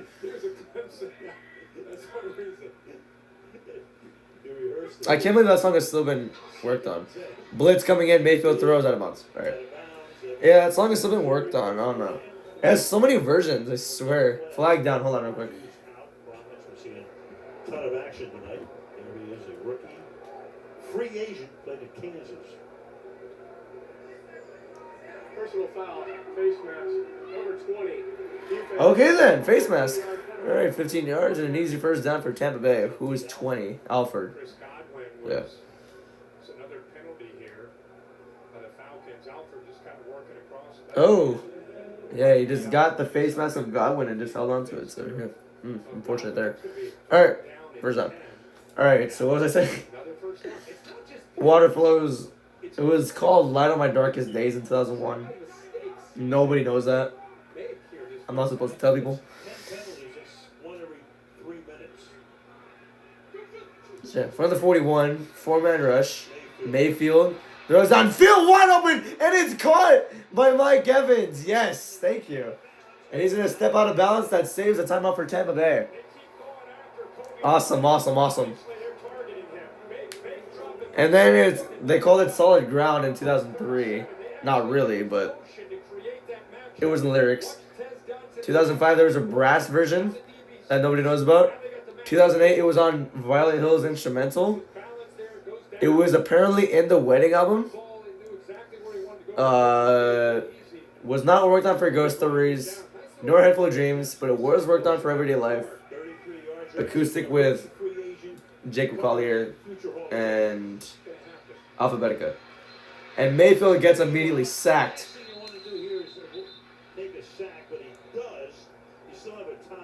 Hey, kick a field goal. I wouldn't do this much. Not necessarily a difficult field goal, but not as easy. With the time that they had, with the timeouts, they're just trying to think. shot, but good coverage downfield. The Falcons were sitting back. Not There's like a demo from Water Flows. There's a Water Flows 2020 version. to be able to get home. There's actually 3 different versions of it. Actually, no, there's 4. At the end, you can hear Chris talking. Normally from McLaughlin, Baker Mayfield's 9 for 18. He's, yeah. or hasn't been. Right now you're looking at a 51-yard field goal. 51 yards is not that bad. Play if they do. So, yeah, 51 yards is not bad. If you're Brian Aubrey, that's the easiest kick of your life right there. But for other kickers, I don't know. Because Brandon Aubrey, we saw last Thursday. He hit 51, or 57, 55, and 63 like it was light. Still in your pocket. Timeout, Falcons. 30-second timeout. I don't have the file, but there's just their Water Flows 2017 was in this jam called Cinnamon. 10, 15 yards. Yeah, Coldplay names their jams after food, by the way, so 7 yards take that into consideration. and take the timeout. I mean, McLaughlin is really good. He's 9 of 9 on field goals 50 plus. He's been here. Chase McLaughlin 9 for 9 on field goals from 50 plus this year. This shouldn't be bad for him. I guess they're gonna try and get closer, so they can be more accurate. Throw it to Evans. Gotta make sure you don't take more than 7 seconds off the clock.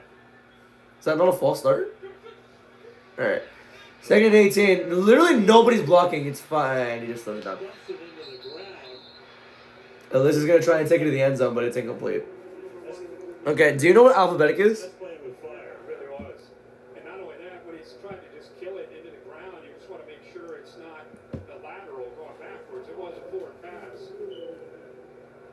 Third and 18. This will be the last play until halftime. Anything. But look, Atlanta took anything away downfield.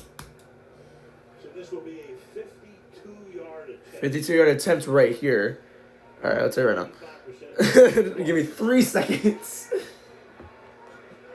on the final 52-yard attempt, so yeah, to be exact there. in the first half. Kick is up, and it is perfect. We're going to halftime with a 1-point deficit. And that is the way the opening half will end Alright, awesome. at Raymond James Stadium Alright, we got ourselves a game. this Thursday night with the Atlanta Falcons will get the second half kickoff on top by a score of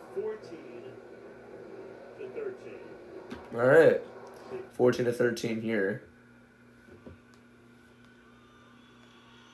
Okay, so Alphabetica, it is said to be Alphabetica, like every letter in the alphabet, 26 letters, 26 unreleased songs to be released. Demo compilation or whatever it is. So yeah.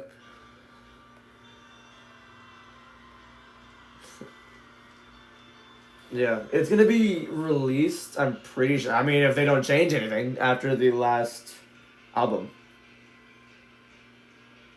And God knows when the last one will come out. Oh, Gibson has 29 from Milwaukee. Nice.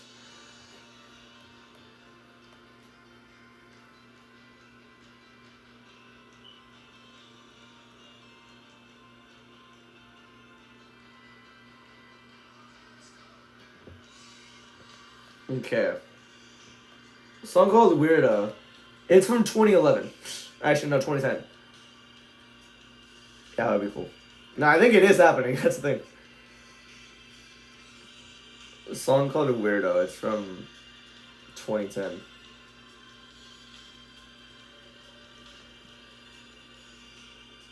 Okay, so this one of my friends. One of my friends met Guy in Amsterdam. So, here's the things he got. The wedding album got canceled because when they were working on the album, Mumford & Sons came with the same type of music and the same aesthetic. So, they were scared of releasing the wedding album and people would think they would copy off another artist. So, yeah. That's why they had to switch. Also, because of Paradise being written. They had to switch to Malo Alto. So yeah, Car Kids unreleased from Malo Alto. It became a different song that never became released. So that's interesting to think about. the sound check songs from April, they're not called World Without You nor Music. Like Music. Like the way they spell it.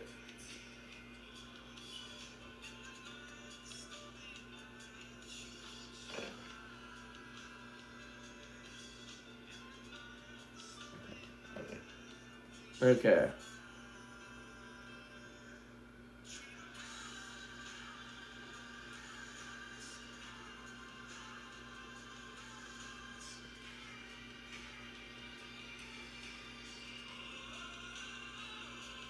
Okay. Try to find more of the sound checks. Because I remember he also said... This is like straight from the source, too. This is straight from Guy.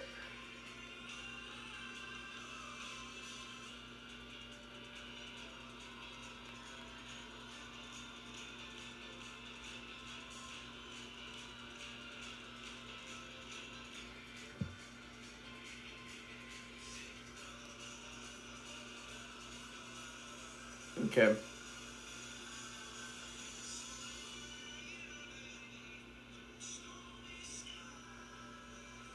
In 2009 demo from Aliens.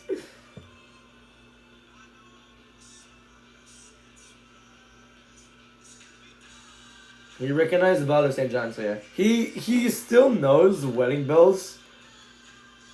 So yeah.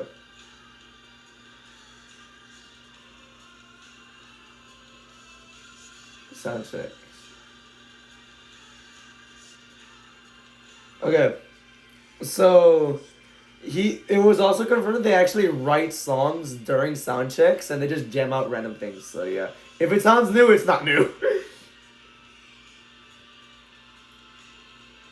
So, at the start of the fourth quarter, the Clippers are leading 82-80 against the Rockets. That's pretty cool there.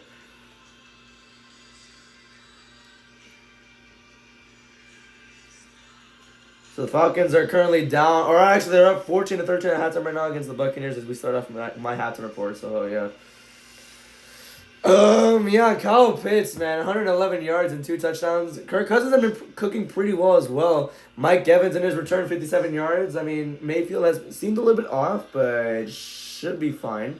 We'll see what happens. I picked the Buccaneers to win, and I think I still think they can pull it off. So yeah, we'll see what happens there as the night goes on. So yeah, we got the Cardinals and Texans. I'm gonna play the Texans to win. Their defense is unstoppable. That's crazy, but the Cardinals defense is honestly really insane. I'm sorry, the Texans defense is honestly really insane, and I think they're gonna just light up this Cardinals offense like crazy. For the Chargers and Chiefs game, I'm gonna pick the Chiefs to get their bounce back win against the Chargers here. Although not at this point, I think them making the playoffs is very, very slim. So we'll see if that happens there. Browns versus the Bears. I'm going to pick the Bears to get the win here. Same thing I have with the Texans debate. I think their defense is going to help them there. And the running game as well. Because Monangai and DeAndre Swift did pretty well against the Eagles. So, yeah. Ravens, Bengals. I'm going to pick the Bengals to get the win here. Bengals offense looks really good. The defense actually looks pretty well as well until that fourth quarter. And the Ravens offense is not really moving. So, it's unfortunate. I'm going to go Bengals to get the win. For Songbook Tour, I don't know. I don't think so. I don't know. They haven't really said much about that. I haven't heard too much about the shows. So that's still a wonder for me. Yeah. We got the Jaguars and Jets. I'm going to pick the Jaguars to get the win. They're looking really good. Oh, they're looking great every single week. So yeah, I'm going to go Jaguars to get the win. It should be a fun game. It should be, a horrible game because the Jets are terrible. Yeah, Bills, Patriots. I'm going to go with the Bills to get their revenge against the Patriots, but I don't think they're going to get the division. Although I think they're going to split the series, though. It should be a really fun game to watch. So, yeah.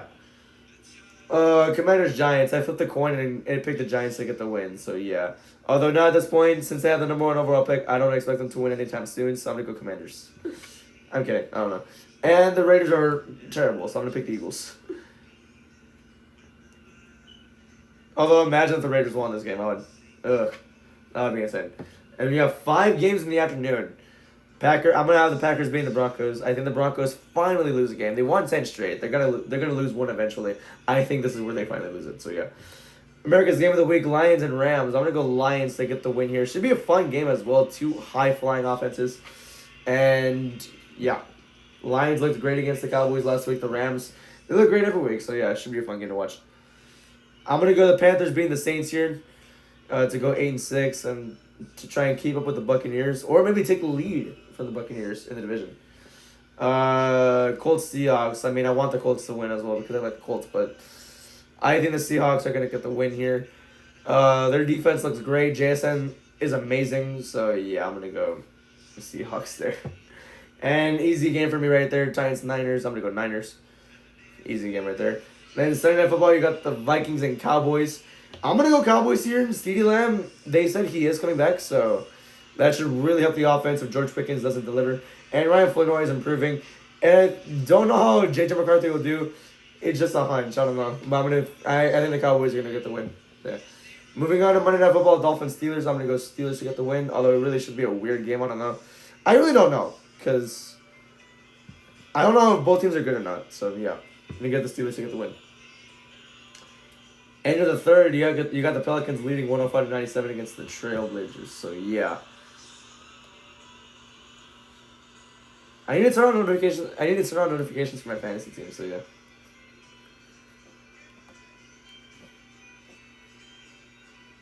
Next Thursday will be Rams and Seahawks. I lost by 3? How?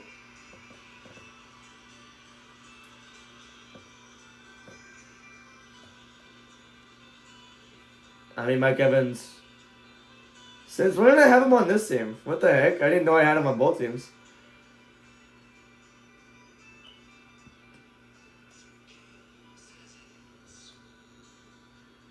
I want to know what happened.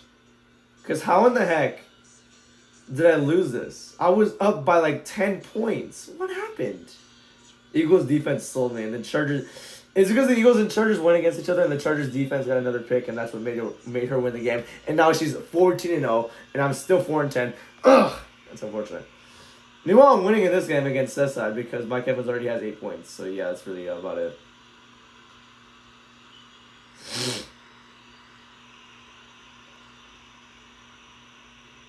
Oh my god, he's playing my dad's playing my brother this week. Hell yeah. So yeah, hold on. I've been getting into more... Okay. I don't think it's really that active. Yeah. Hey, thank you. Appreciate it. Yeah. I don't think it's active, yeah. Have a good one. And the third quarter right here. You got the Bucks up 87-80 at the end of the third quarter, so yeah.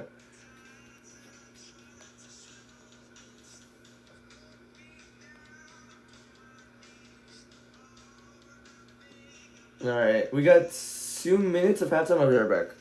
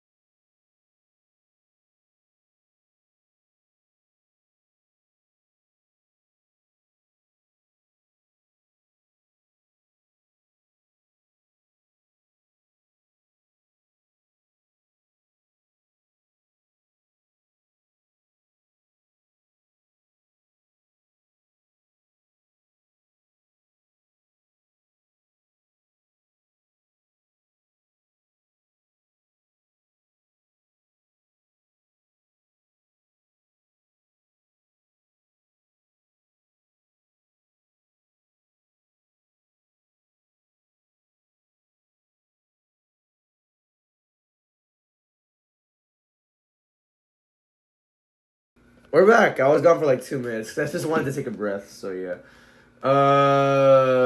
Yeah, here we go. Ready for half number 2. I'm unmuted. Right. With a 1-point lead. 1-point lead the Falcons have, and Buccaneers defense is going to have to try and hold this team back, or hold them back. In the first half, sends this one skyward and into the end zone. And moments ago, Candy Hartung was with Kyle Right. Bowles. Well, Coach, the Falcons have gotten after Baker. How do you help him out? We got to protect them better up the middle. They got some stunts that hurt us. If we can protect them, we got some guys open. And the Falcons offense is running through Kyle Pitts. What's the answer to containing him? Got to do a better job there, zone-wise. And, man, we got to start doubling them. Some Packers fan is there right now. Todd Bowles is 0-5 when trailing at halftime this year, so yeah. Let's see if they can turn that around. With an injury. From the 35, they begin this drive. Here we go there, Cousins. Has a good protection. He throws to Bijan. The defender falls down. Bijan is speeding through. And he gets to the Buccaneers 49 for a first down. Player losing his footing. Yeah, remember, there was a monsoon here last week when they played against the Saints. They've done the best job they can trying to get this field ready to go. But we're seeing these players, when they change direction, going down. Bijan Robinson, just a check down. Right there, right in front of him. Guy goes down. That's the wrong guy to do that against because of the way he accelerates. Covers a lot of ground in a short period of time. So, good job there by Kirk Cousins. Good. He's been in his zone. Continues to play. 41 yards for Robinson. Who had just 4 days to get the field in decent enough shape. There's a handout to Bijan again. Bijan almost had a breakout run right there. My goodness. We got tripped up for a gain of just 4. So 2nd and 6 coming up. Or 2nd and 6. Again, just doing a really good job of feeling this. I think, if you watch Bijan Robinson this year, you know what kind of back he is. And really, I think he and Jahmyr Gibbs, it started with Christian McCaffrey, and before that, Alvin Kamara. It's just that when you have the ability to run the football and be a real threat, almost with wide receiver skills, that's the future. These running backs want to get paid. You got to have that kind of versatility. 2nd and 6 coming up. Hand off to Bijan, and he is not going anywhere. Loss of 3, 3rd and 9. He does a heck of a job of fighting through this double team. Both the tight ends here, Werner and Kyle Pitts, trying to set the edge on this outside zone play. But right here, right on the end of the line of scrimmage, watch him work for both of them. Again, I think Pitts could have done a better job of staying on that block. It was Diaby. Diaby? That got the tackle, I think. I don't know. I think that's how you pronounce it. I don't know. 39 from the 48. On 3rd down, they're only 1 for 4 with 9 average yards to go. Werner, the fullback in the backfield. Robinson going back. 5-man rush. Oh my gosh. Cousins got obliterated right there. Deion Jones put the pressure on a flag is thrown. Number 8, offense. Kyle Pitts, false start, so it's 3rd and 14. So no play at all. Meanwhile, that's about the only bad thing that Pitts has done tonight. Just a flinch there. Yeah, the only bad thing that Pitts has done was the false starts. So yeah. Yep. We're off to a good start here in the 3rd quarter, too. Alright. Here we go. 3rd and 14. I don't know, Cousins. Look at They've only had 5.6 penalties per game this year through week 14. And they already have 11 right here. down low, they can see him right look into his eye when he calls the play. 14th year in the league. Remember, he was drafted by Washington. Same time they took Robert Griffin. 3rd and 14. 3rd and 14 here. Cousins snaps it. Hands in the pocket. Throws to Pitts, and Pitts gonna try and get a block. And he's not gonna get it first. He's gonna get like around 5 to 6 yards for 4th and 8. They were in a Tampa 2 coverage, meaning 2 safeties back. Middle linebacker runs to the middle of the field. All Cousins could do is just check it down. What you love to see is Bijan Robinson with a block out in front, trying to help Kyle Pitts get to that next yards. I don't know if he caught Jamel Dean off guard or not expecting it, but he just knocked him on his back. Pitts targeted 7 times, 7 catches. Here's Bradley Pinion. Trying to pin the Bucs deep. Henry Johnson His back goes for the fair catch, but that's way over his head. So the touchback. For a touchback. Flag down. Hold on real quick. This is the 22-yard line.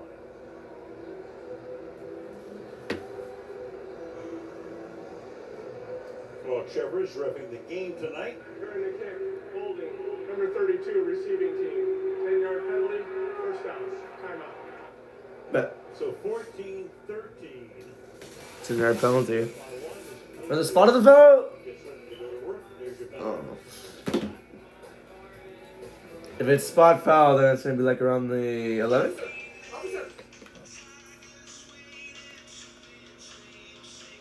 The Nuggets and Kings game is starting soon. That's cool.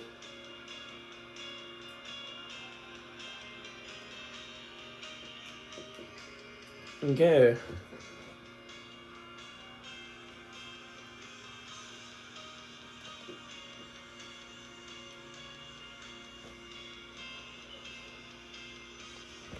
Okay.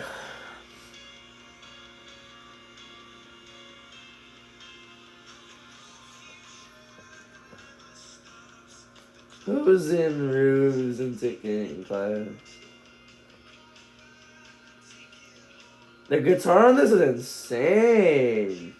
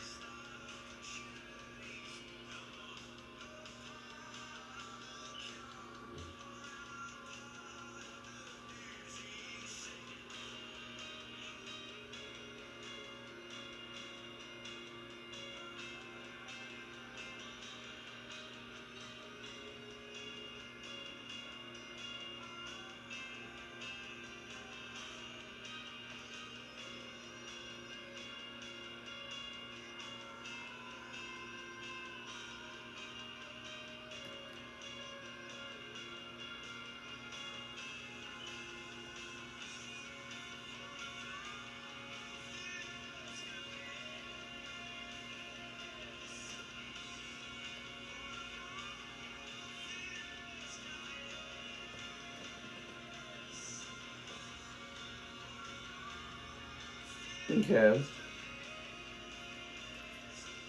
Kyle Kuzma has a season high 31 points.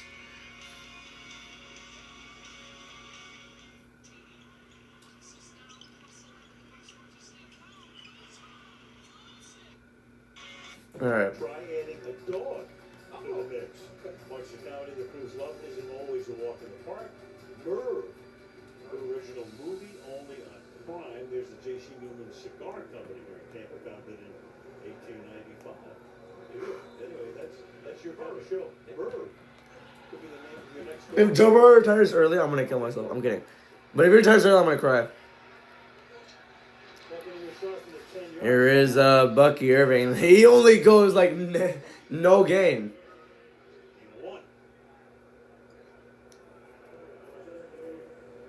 Remember, towards the end of the first half, they really did a good job of trying to target Kobe Bryant and see what kind of adjustments that Jeff Albrecht will make to try to take that away. Like you said, I mean, you got a undrafted free agent against a Hall of Famer. That is a tough matchup. And here he's against McMillan. He's in the 37. Three receivers set to the left. Second and 10. Four-man rush. And 10 passes caught.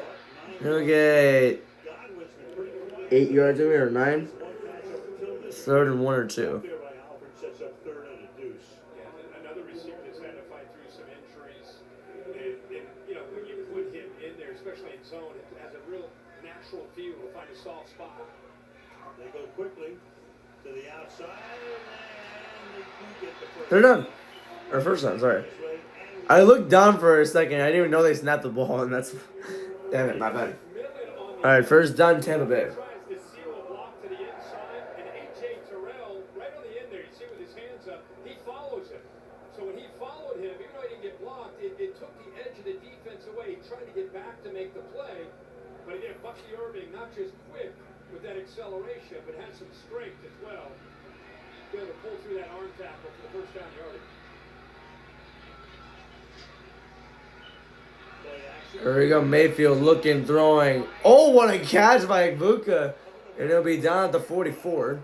First down. Buka, the rookie for a first down. What a matchup against D. Alford. And again, Emeka Buka is a guy that's had a great rookie year, but the last few games has had some drops. People have been on him, maybe got into his head a little bit. But tonight we've seen him getting back to how he Nice throw. in the year. Good, solid route. And by the way, you're going against D. Alford, who's one of the top slot corners right now, the way he's playing this year in the game. Mayfield 11 for 21, 174. 173 to be exact. Never mind, because he just erased a yard. Picks up 20. Ibuka has 55 on the game. Mayfield, play action. Gonna throw it downfield. Evans, what a catch! First down at the 12-yard line. What a play! Yeah, Mike Evans is back. They just fired the canisters of that. First down from Mike Evans. My goodness. He went up and mossed the defender right there. Great throw. It was Kobe Bryant. Damn. Yeah, he mossed him. Head top right there. My goodness. Oh, and he held on to that one too. That's my GOAT.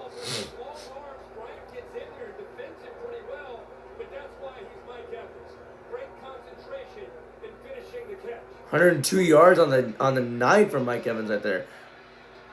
Mayfield throws incomplete for Ibuka.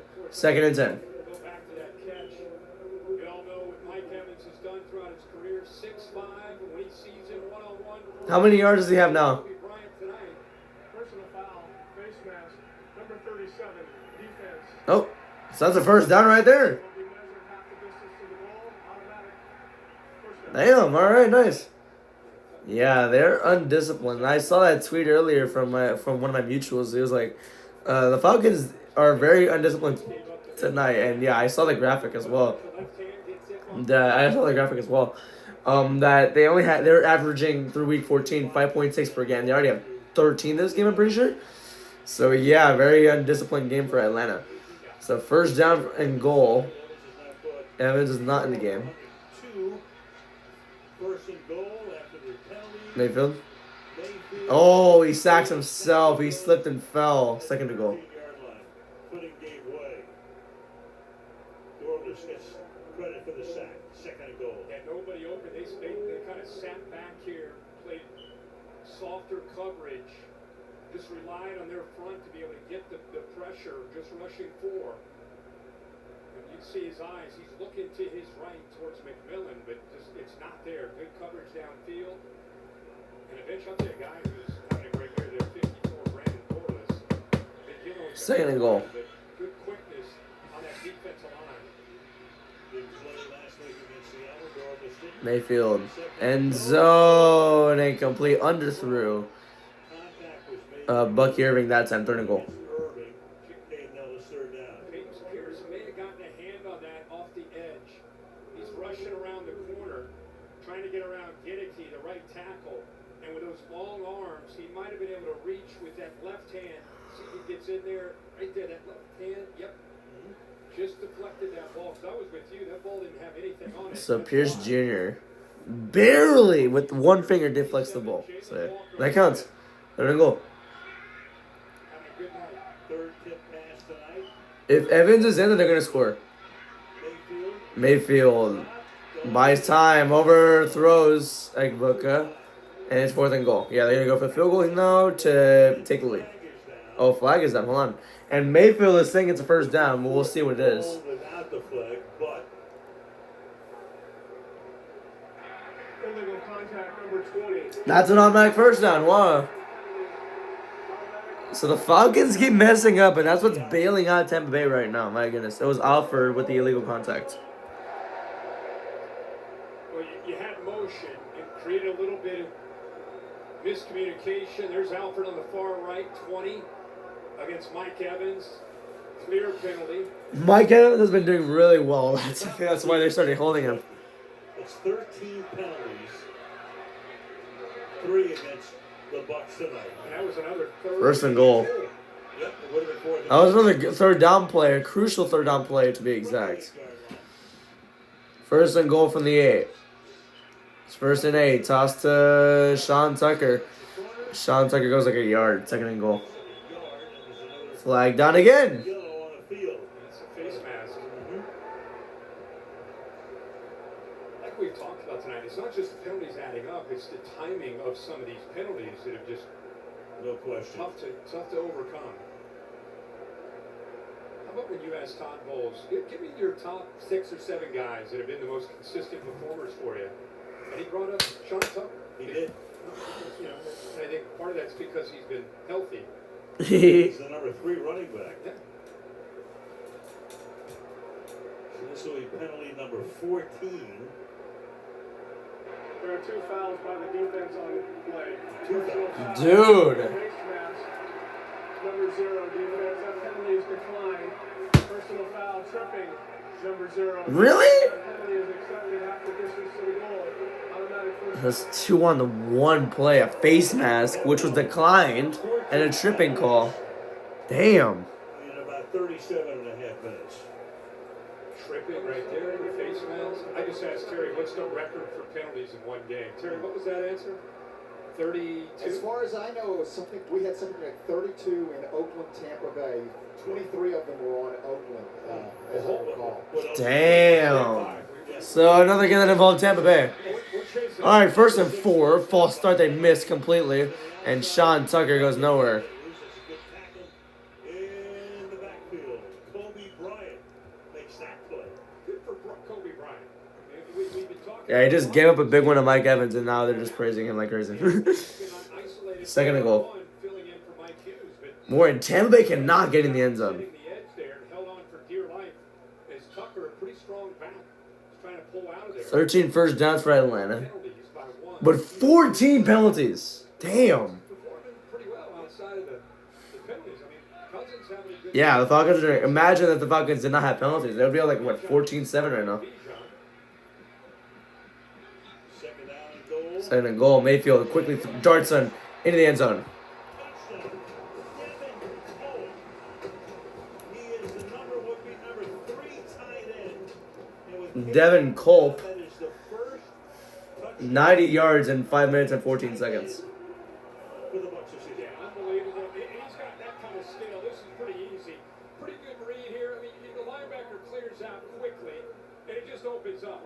And what's great about that is Baker Mayfield was decisive. He read it, felt it, linebacker cleared, had that big alley right in the middle, an easy throw, and good for Delp getting the touchdown there. 7th round pick back in All right, to make it 20-14. Kick is up, and it's great. Bucks are up by a touchdown here, as there's only 6 minutes left in the half, or in the quarter, sorry.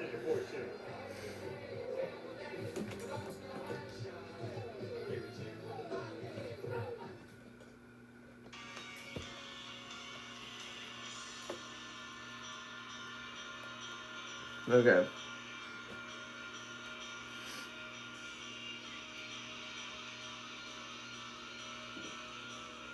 And then Thompson cuts baseline and throws it down.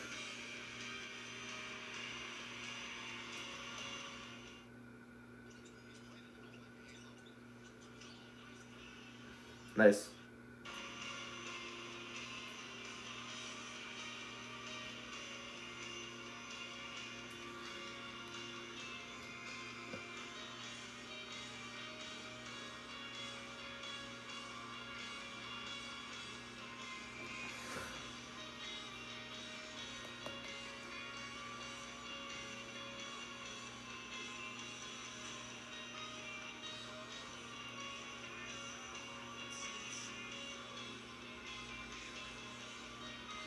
What is the biggest heartbreak you've ever experienced? So from an Eagles fan, this is what he sent in.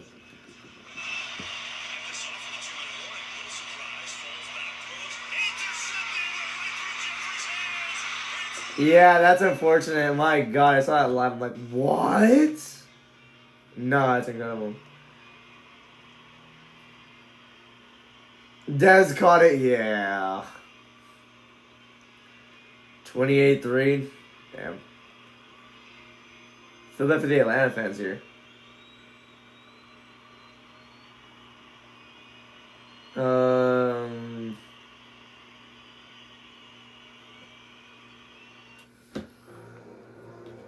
for the Thursday spot. Yeah, as a Cowboys fan, that 2021 wildcard game. Buccaneers late season Right. jersey.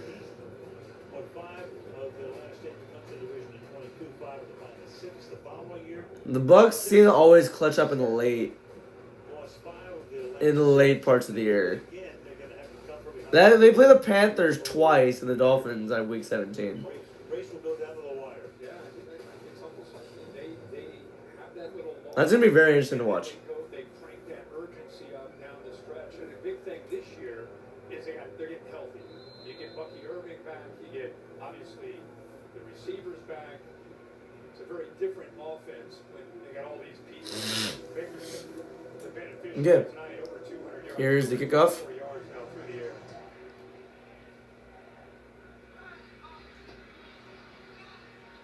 All right, here's some trivia that might blow you away. The Glazer family bought this team in 1995 from the estate of New Culverhouse. There's a, I like that song. You know what Culverhouse bought this team for when they were an expansion team? The expansion team in 1976. Let me guess. Take a guess. 7 million. Well, 16 million. 16. I thought you. Come on, you're blowing it for me. But 16 million to get this team an expansion franchise. Meanwhile, Atlanta went to Rankin Smith as an expansion team in '66. $8.5 million. First down for the 35. In a league that I know it's worth less than, I don't know, 5 to 6 billion. Play action. Here's Cousins. Cousins throws up the middle. Almost a nice one. Blitzing complete. Overthrew. Dean was there. What is his tight end name? Was the backup tight end. Overthrew him just by a little bit. 2nd and 10. Touchdown, but he's playing man-to-man. Because you got to go back to week 16 of the 2023 season. So he's a guy that's getting a little bit older. People wondered, 7th year out of Auburn, has he still got it? But this year, I think he's really stepped up. They really trusted him to be able to hold up on islands. Doing well. 2nd and 10. Wow. Play clock at 5. 4, 3, 2, 1. Almost. 4-man rush. Screen to Bijan. Bijan avoids a tackle. Bijan somehow gets a first down. He gets 15. He gets 21. He'll get to the 44 of Tampa Bay. Nice. Way to move the chains for Bijan. First down. The kid in recess that's in 5th or 6th grade, and nobody can tackle him. That's what Bijan Robinson is. I mean, again, another guy slips, and here's another guy in the open field. He has no chance of making a play. If you don't leverage the football and have 2 or 3 guys that are chasing him down, forget about it. I don't care who it is. One-on-one, you're not tackling Bijan Robinson. Jacob Yep. Parrish, the rookie. First down. Of course, the field's not helping out either. Play clock at 5. My voice cracked. Very sorry about that. Comes into the From the 44. Blitz coming in. He's going to throw it down field. Oh my god, he dropped the ball, dude. Sills the 5th. Dropped the ball, dude. That was a walk-in touchdown. 2nd and 10 again. Yeesh. Talked about Dean, who hasn't given up a touchdown Dude. late in 23. He's about to get one up there. I think Dean is back in the game, which is a good thing, but my gosh. Lucky he dropped that, because he hasn't given up a touchdown since when? I forgot. They mentioned it on the broadcast. He fell on his route, and he dropped the ball. That was a walk-in touchdown right there. Wow, that's an unfortunate mistake there. Like, look at that, too. Cousins. That was back. Throws. Pass caught. Who is that? Is that Mooney? It's a first down. Nice. Well, guys, you mentioned the struggle of the Bucks corner. Jacob Parrish out there, he is in the game because their starter, Zion McCollum, has been ruled out. He injured his hip just before the half. They wrapped it up. He tried to jog about 20 yards and was shaking his head before he could get back to the bench. You see him there. When he headed back in, he was tossing his headband, his gloves out to the crowd. I think he knew before he even got back there. From the 31-yard line here. Cousins. Did he catch that?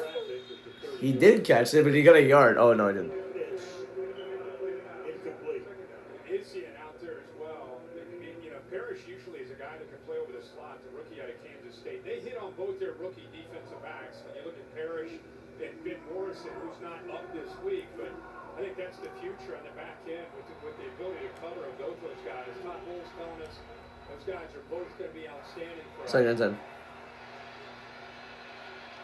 So it's the 8th time they've gone to pitch.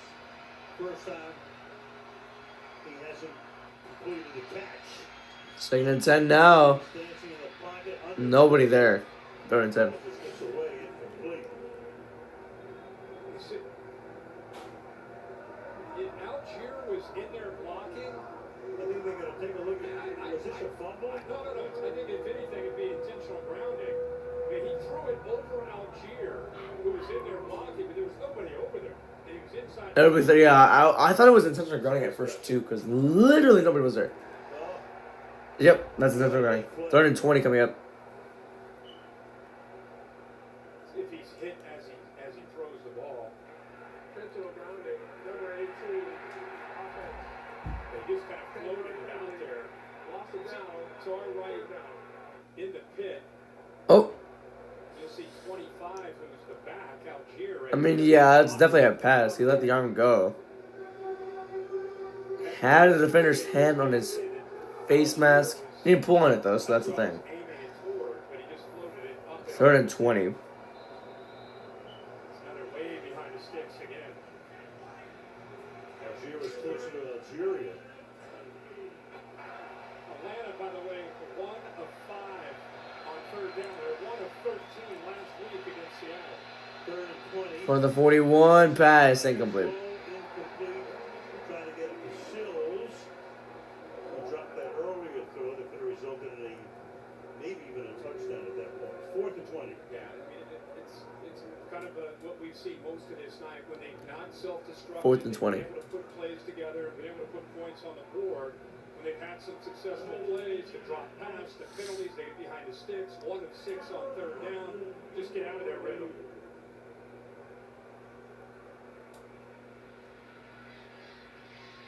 Opinion in for his.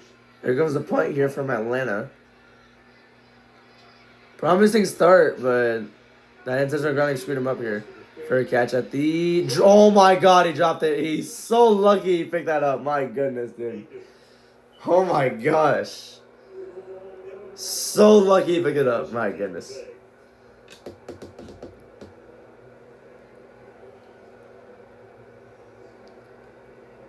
Go back to the Sills drop here. Got free. Okay. Dude, the Steelers drop, bro. At the punt. No way.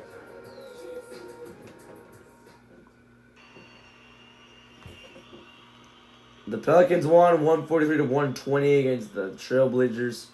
The Bucks won 116 to 101 against the Celtics.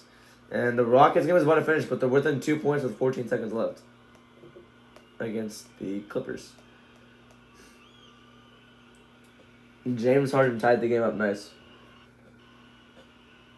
Oh.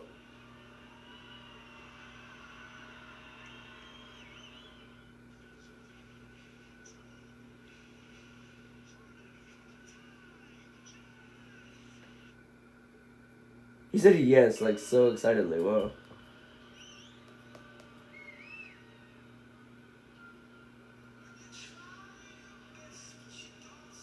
Yeah, Mike Evans straight up mossed Falcons cornerback Kobe Bryant in his first game back from injury.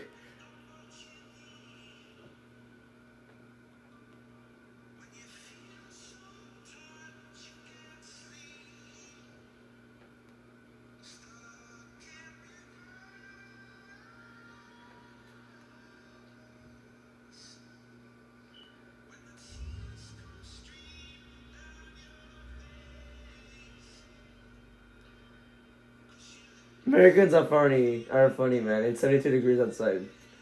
Bro, didn't speak of it. What?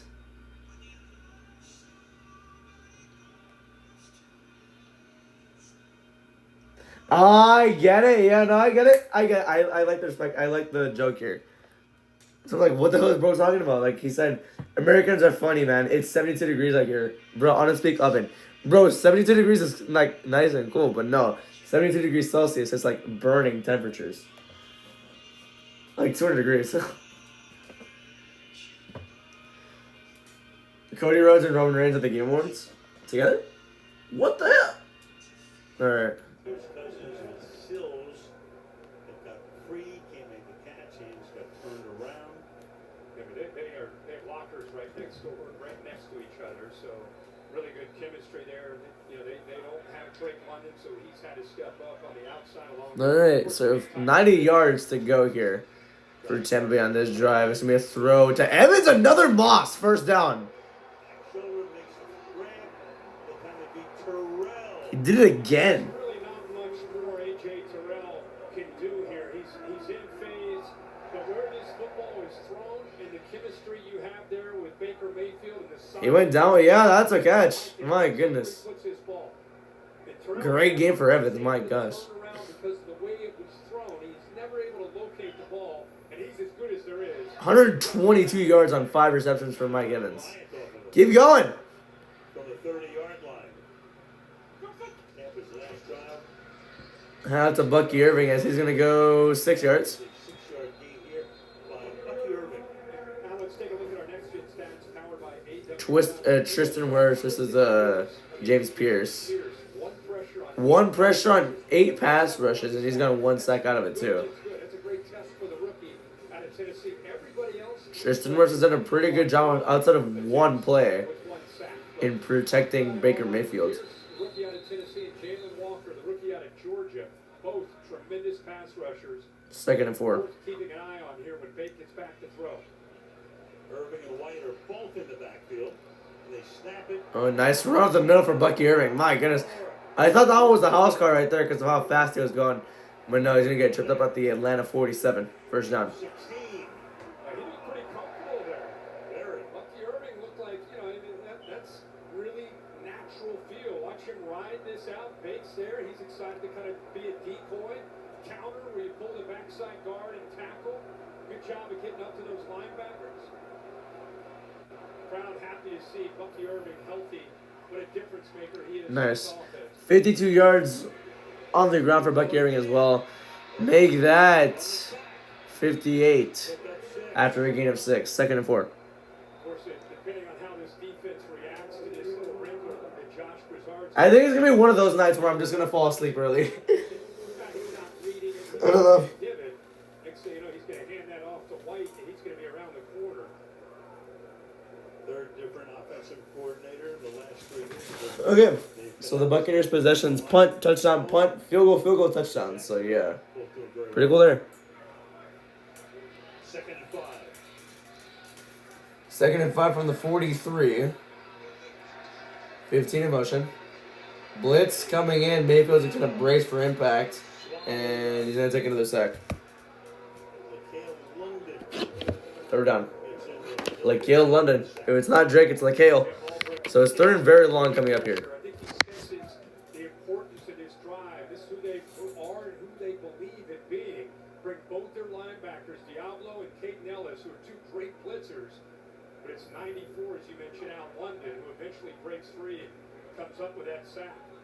4 sacks now Okay. for Atlanta. Yeah, 4th Atlanta sack of the game. 3rd and 12 now coming up. Loss of 7 on that play.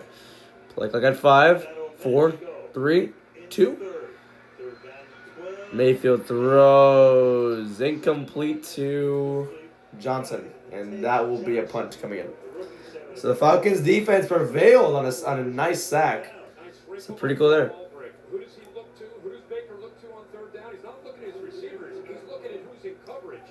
He went right at Kobe Bryant again, but this time they sunk D. Alford underneath it to take it away. That's the matchup that he wants, but watch to our left. 20 working out over there to take that potential gimme pass away from Baker.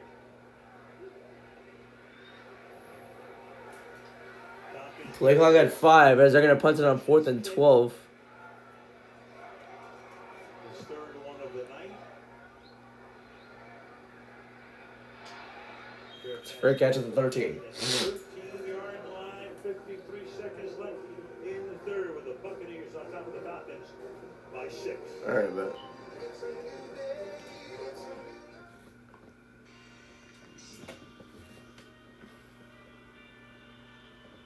End of the first quarter, the Broncos.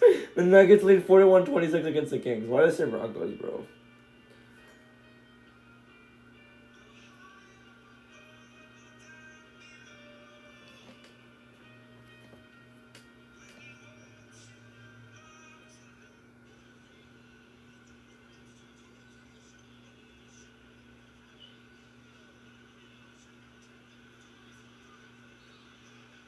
Damn, it took so long to get that.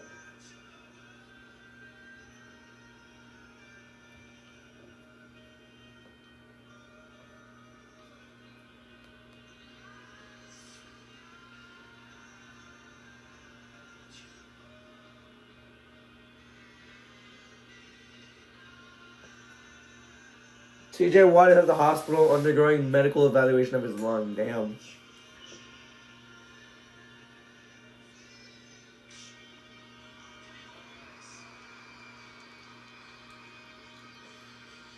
Check a date.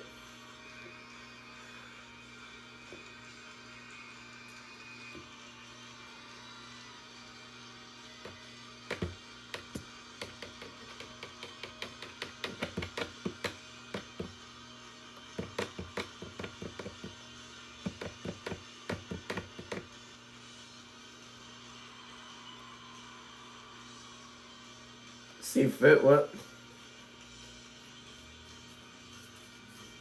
Why is Eberflus still in the game? Rams Seahawks next week. Should be a fun game, okay.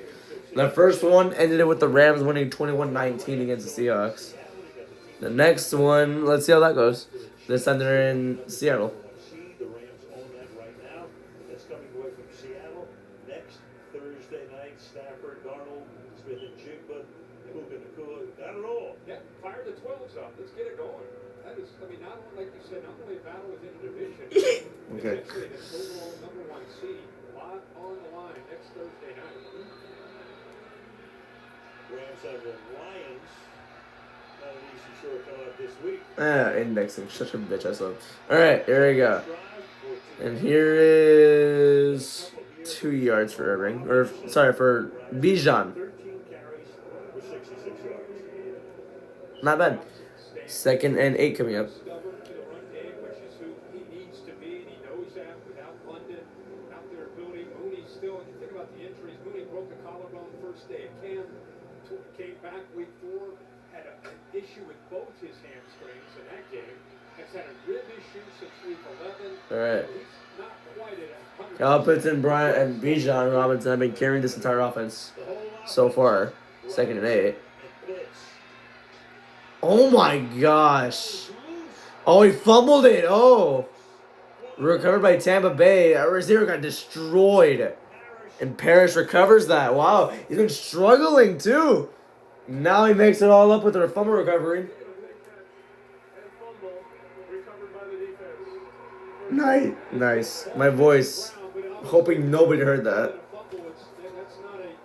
1, 2, 3. Yeah, that's a fumble. Your initial feeling is a catch and a fumble. Yeah, Al, it looks like he gets control left, right, and then takes an additional step clearly on the ground before the ball is knocked loose. That's a completed catch and a fumble. Isian is the guy who gets in there. And Parrish comes up with it at the end. So huge turnover. He's had such a big night. You know, he's been lining up Nice. some of these plays in the second half out there at receiver to get he and Algier on the field together. Remember, of course, he had a fumble last week. When that game got sideways after the kickoff return against Seattle, he then had a fumble. That was turned into 6 points. And now he fumbles deep in his own territory at the 25-yard line. So the rookie Parrish comes Yeah. This will be the last play of the first quarter with 6 seconds left. It's confirmed. That is the first turnover of the game. Yep, alright. The waning seconds. So now they're down to 25, so they can blow this one wide open if they want to. Is the running guy.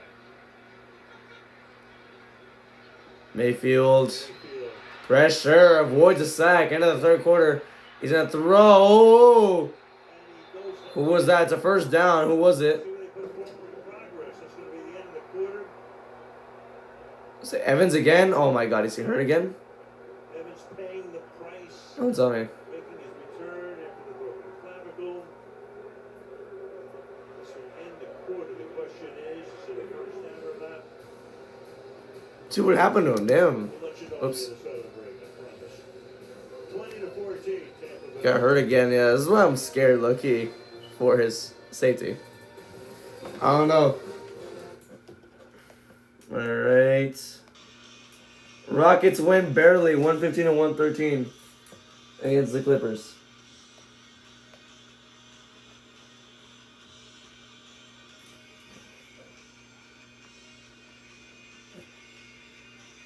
Okay.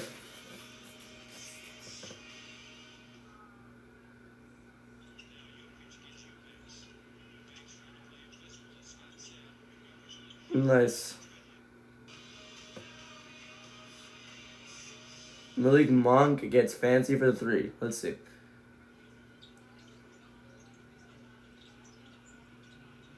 Nice.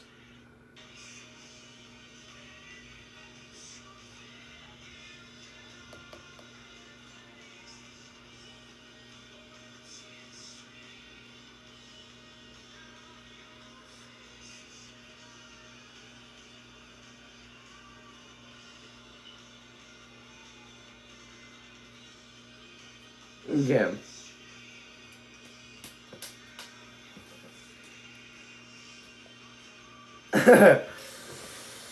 Okay.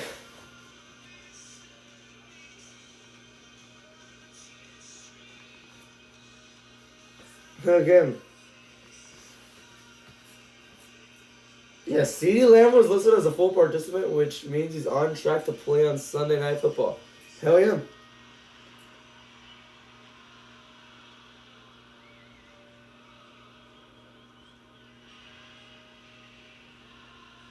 AFC Hawka fans set their stadium on fire after their team was relegated. Damn. One of Finland's biggest clubs lost its category. A small group of 3 minors, 15 years old, they set the stadium on fire. Wow.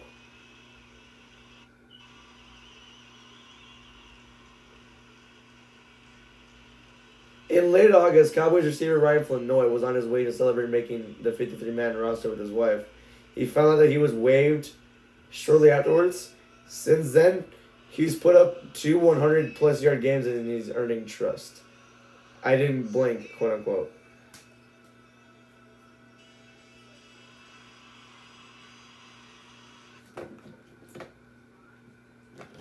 The officials came in, ruled it incomplete. Replay assistant came in and said it is a catch, so it's a first down. Terry, what did you see here? What would make them go back and forth with that replay assistance and give it the first down?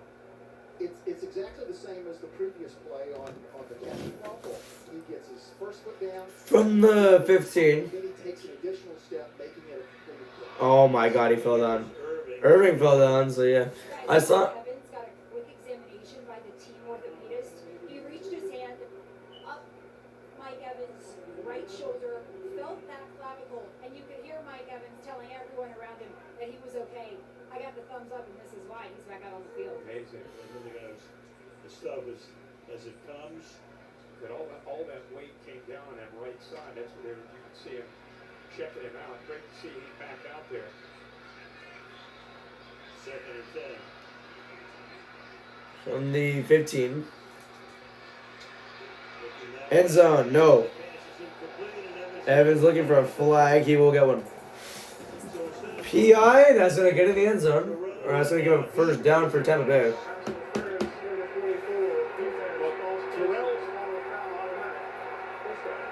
So it was Terrell Jr., the one that was called for PI on Mike Evans right here. Would have been his 7th catch this time for a touchdown. With that left hand onto the hip. That's his 4th interference. And think about how often these guys have gone against each other. 4th interference, 16 penalties against the Falcons tonight. The 3 against the Bucks. 1st and goal. 16 penalties on Atlanta. That's insane. And Sean Tucker almost gets in. He's just a couple yards short, 2nd and goal. Jeff Ulbrich has usually had a defense this year that's as aggressive as anybody, kind of living up to his reputation. 46% blitz rate. That's 2nd in the entire NFL. Tonight against Evans and against some of these receivers, and with Mike Hughes down, he's pulled back only 25%. So playing a lot more zone throughout this night. Second and goal here. With those inside linebackers. Do we tick under 14 minutes here? Falcons have got to make a really big goal line stop right here. Play action. End zone. Touchdown, Godwin. And the Buccaneers extend the lead by 2 scores. So the Bucs finally getting everybody healthy and it's paying off tonight. And so many different weapons. A.J. Terrell was kind of caught in no man's land. You see the motion. You see his reaction. Nice. Stand up, so he's late in getting out on Chris Godwin. The tight end was late in the flat, so he really did have to respect the flat receiver. But he just, for whatever reason, wasn't able to break and respond to Godwin, who snuck behind. You're going to go for 2 to make it a 14-point game here. 28-14. Godwin was missed a ton of time this year. Had the ankle injury last year, the fibula injury this year. It's his first touchdown of the season. Go for 2. There you go. Please, never mind. I don't think Evans gets points for that. And it's a Godwin again to make it good. 28-14, Buccaneers lead. 13:34 left in the game. Buccaneers defense makes a great play to give the Buccaneers a better attempt, or a better cushion for the lead.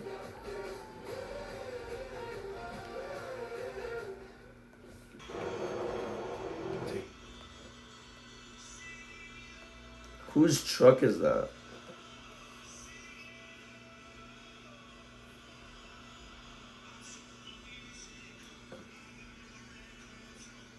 I'll be right back.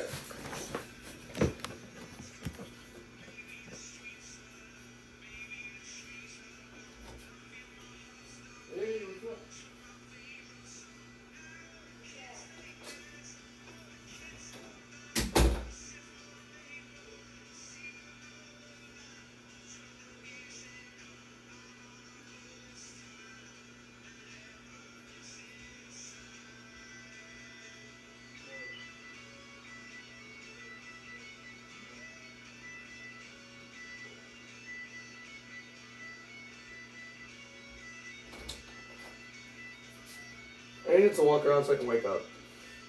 It's not I'm bored, it's just I'm overtired. I'm not bored at all. I think the game is pretty cool. It's just like, I don't know. I might have narcolepsy, I'm kidding. I've just been tired, I don't know. I woke up earlier than I wanted to wake up. By a lot. By like 30 minutes, so yeah.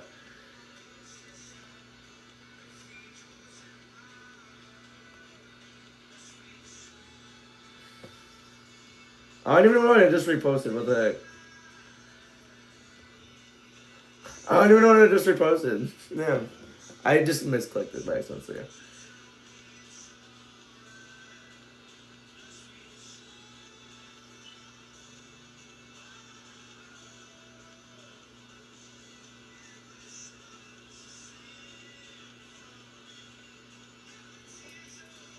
Alright. Doing classic and slight. Find Enjoy Red One and Love Actually. Love Actually. All their favorites on the Oh yeah, I've seen that, I think. Kinda. Sexy Park. Here in Tampa. I'm winning you back, Love Actually style. Hold on a second. We got a battle here. Get Sparky over there on the left into it. Who won? Oh, of course, the big guy. Of course the tallest kid just gets the ball away from those other two. Of course, right? Touchback. We haven't really seen many kick returns. Alright. Here's our NFC playoff picture. You have the division leaders, the Rams with the 1 seed, the Packers, Eagles, and Buccaneers. And the wild card, you got the Seahawks, Niners, and Bears. And in the hunt, the Lions. Basically just got to win out, or not win out, they just got to beat their opponent. Same thing with the Panthers, or else they can also win the division. And the Cowboys They have to hope the Eagles start losing, and I don't think they will lose because of that Raiders game. So yeah, a long shot for Dallas to get in. For the Panthers, it might be possible. Play action, Cousins looking, throwing, incomplete. 2nd and 10 to Mooney.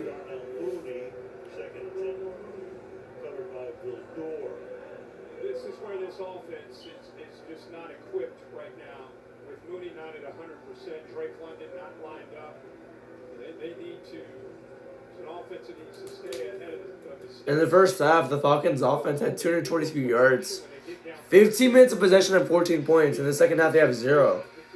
out of their comfort zone. Buccaneers defense is kind of stepped up, but at the same time, Atlanta's undisciplinedness or Atlanta's non-discipline has sold them. The flags. Yeah. Great thing about having that skill set is you don't always have So yeah, first down though for actually no, I think it's 3rd and short. Yeah, it's 3rd and short to get him. He can line up the receiver. for Bijan Robinson. 3rd and 3 Wide receiver skills. from the 42. 3rd down 3.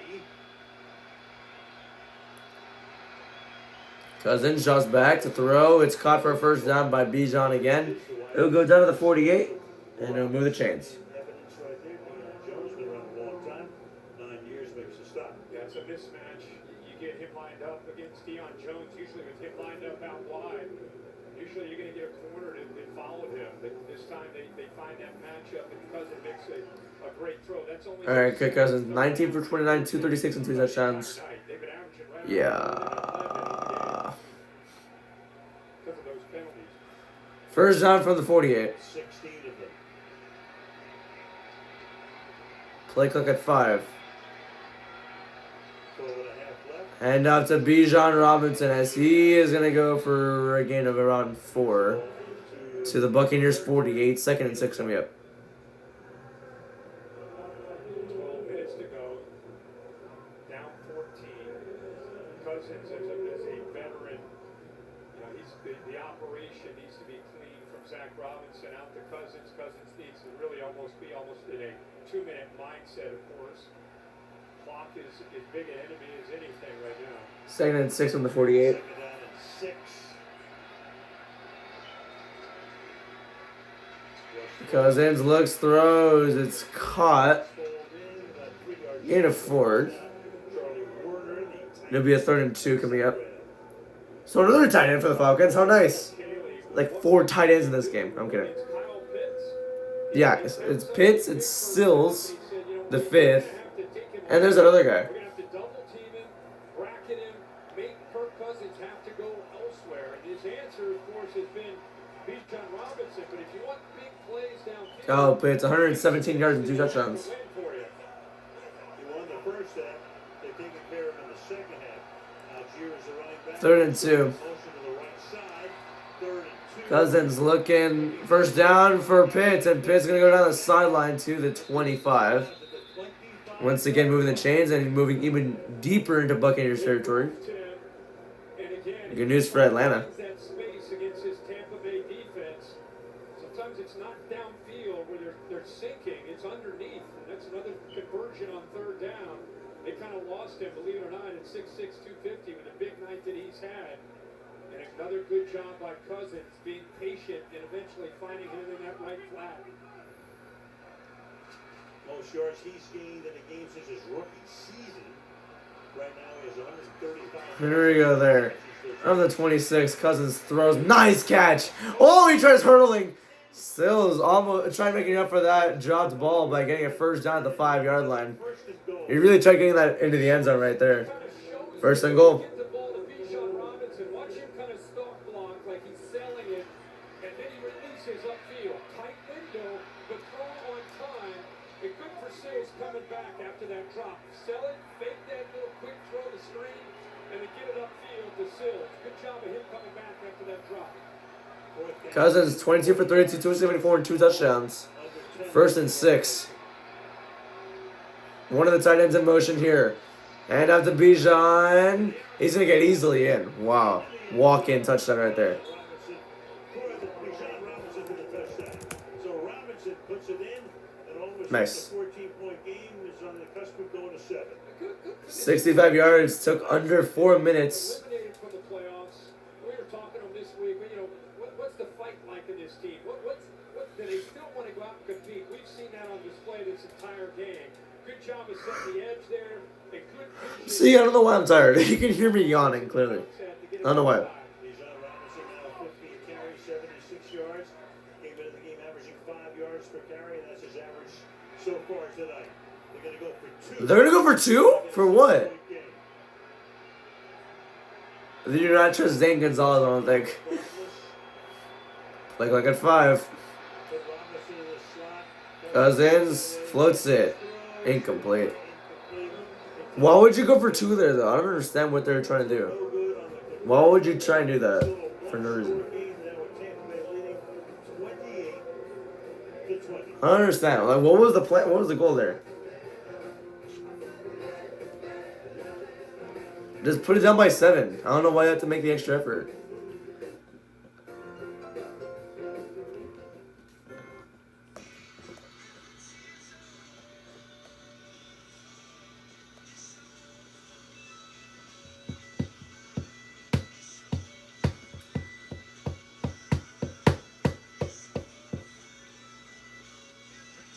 Drop is so out of 5.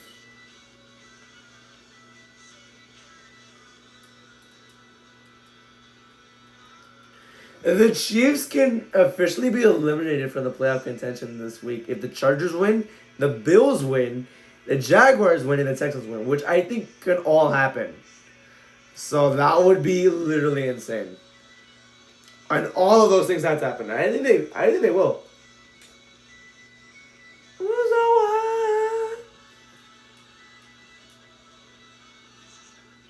Alright, here we go. Just happened on the news today, but I'm going to simplify it for you in 60 seconds. People are now officially starting to use AI to get refunds. Oh my god. Undercooked food. Okay. So basically what people are doing is taking a photo of their food looking completely normal and they're throwing it into ChatGPT and telling it to make it look wrong. Of course. They do that, they're sending it to support and they're getting a full refund because the food literally looks raw. This woman in the Philippines just spent the past 4 years praying to a Buddha statue until a friend told her that oh my god. a statue of Shrek. Oh my god. She obviously prayed to this thing for literally 4 years, but then her friend came over to her house and she pointed out the fact that it was Shrek and she busted out laughing. Guys, it has now officially been 6 entire years since that singular man in Wuhan, China started to feel ill, becoming the first confirmed case of COVID-19. Crazy. It is literally insane to think about the fact that that has been 6 years. In-N-Out has now completely banned the order number 67 from being in their system entirely. So they're Nice. saying that this change is actually rolling out to every single location because teenagers keep showing up inside the stores and they are causing chaos every single time the order number got called. The U.S. is now planning to start checking tourist social media history before visiting the Why? country. So the U.S. is now proposing new rules that would require all foreign visitors to submit 5 years of their social media history as well as past email addresses, phone numbers, and For some what family reason? details before being allowed in. I give you these news roundups every day. Alright, yeah. Oh my god, dude. Of course the US is doing that shit. Of course they are. Alright, we got 30 minutes of the... whatever. Well, a short kick on the landing zone, so no wonder they didn't trust him with the field goal. I'm kidding. There on the night when there have been a ton for Atlanta. Ron Sheffers wants to get inside the 20. Here it is again, Gonzalez. Well, not even close that time. Of course, the footing's been not good tonight because of the rain on Sunday. 4 Free days kick, later. kick short of the landing zone. Ball's placed at the 40-yard line. First down. Yeah, that's the penalty. Alright. So Atlanta Falcons. 17 penalties. Ties team record. And that ties the most in any NFL game this season for... wow. So, damn, they broke a record by being so undisciplined. Crazy. from the 40. Mayfield is thrown for Defense going to really have to hold up right here if they want to have a chance at this one. touchdowns. So we got a lot of time left, though. Screen to Rashad White as he goes for 6 or 7 yards. It'll be a 2nd and 4. Second down and 4. Little slip screen, a really safe, easy throw for Baker Mayfield. Keep the ball where it's safe. You don't want to turn the football over. Neither team is, you know, we've seen one turnover, but for the most part, it's been a pretty good game in that regard. Mayfield 17 for 29, 263 and 2 touchdowns. Bucky earning 57 rushing yards. And Evans has like over 111, I think. So yeah, 2nd and 4 from the 46. Inching closer to Falcon territory. Pressure coming in. Mayfield avoids it. Passes. Caught back Buka for a first down, and the flag is down. Buka. Alford put the heat on that time. Holding, number 24, defense. Damn, dude. So many flags. It was Terrell again, but this time it's not going to count. Because he declined it for a first down anyways. Dude, that's crazy. 18 flags and 5 on Terrell Jr. Good job, by the way, Baker Mayfield with that free runner there on that blitz. Used his instincts and ability to create kind of the pump fake to make D. Alford go right by him. First down. Jackson Smith and Jiggle last week in a Falcon goal. 8.5. They're inside of the Atlanta territory at this point as Mayfield checks it down because of the extra defender coming in and flying at him. 2nd and 10. First round pick anyway, 1 and 2 in the first round. Yeah, these guys that come out of Georgia, Kirby Smart, Glenn Schumann, their defensive coordinator, man, they do such a good job of recruiting, finding talent, and developing them. And Kobe Dean, who plays for the Eagles, another great example of a Georgia linebacker who isn't just to have the ability to make plays, but they bring something to the defense, like an edge to that defense.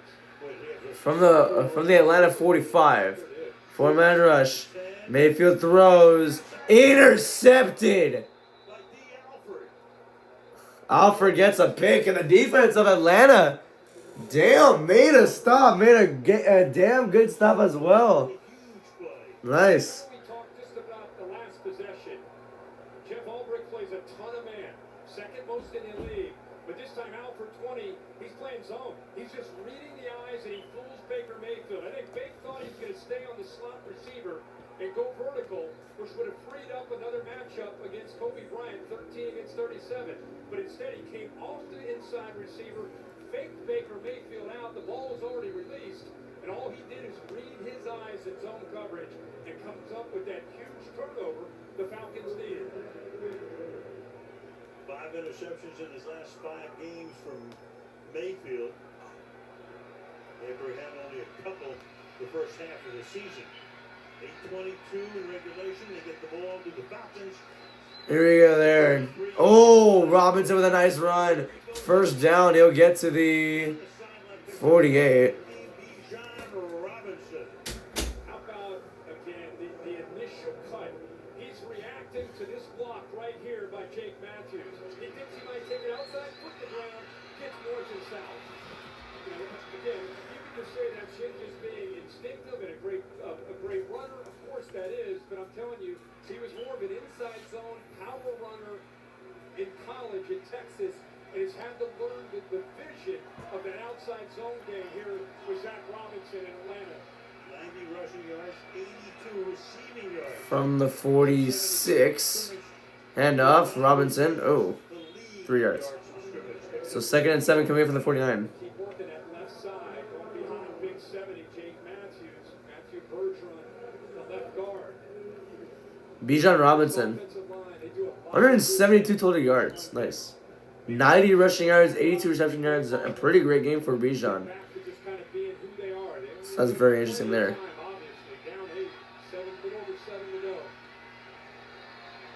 Second and 7.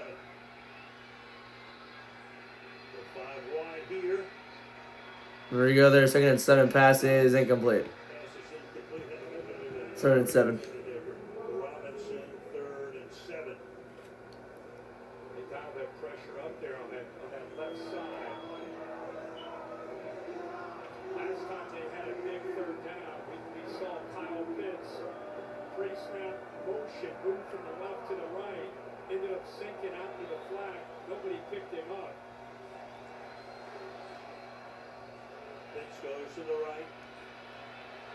On third down, the Falcons are 3 for 8. 9.4 average yards to go. Robinson back and forth. Blitz. Cousins throws up the middle. Did he catch it? First down, Kyle Pitts. Oh my goodness. Wow. That was a nice catch. And the pressure came right up the middle. Heck of a job here by 89, picking up this blitz. Good job of just kind of taking it off the ball. He knew he was going to get pressured. He knew That was a nice catch. What the heck? So just float it. Put a little touch on it, put it up in the air, and let big number 8 climb the ladder and make that play. Started the game 1 of 6 on third down. They converted their last 3. Nice. Now here's Algier. Algier! Almost. He got to the 25. Almost broke free right there. He gets to the 25 though and sets up great field position for Atlanta. Because now the Falcons are starting to wake up at the right time in this game. They just seal it off. Let the left tackle kick it out, open it up, and downhill with the big fella Algier. Ow. Look at there.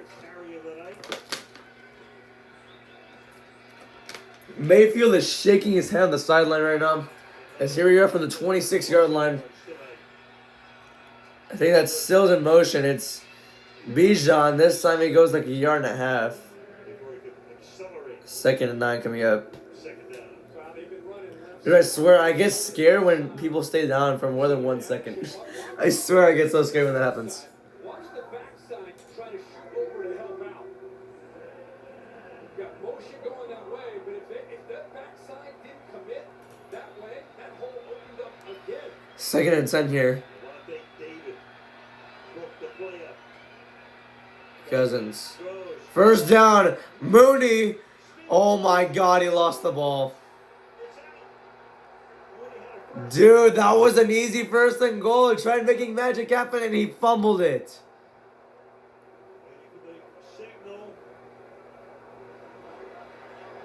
Same Bucks ball?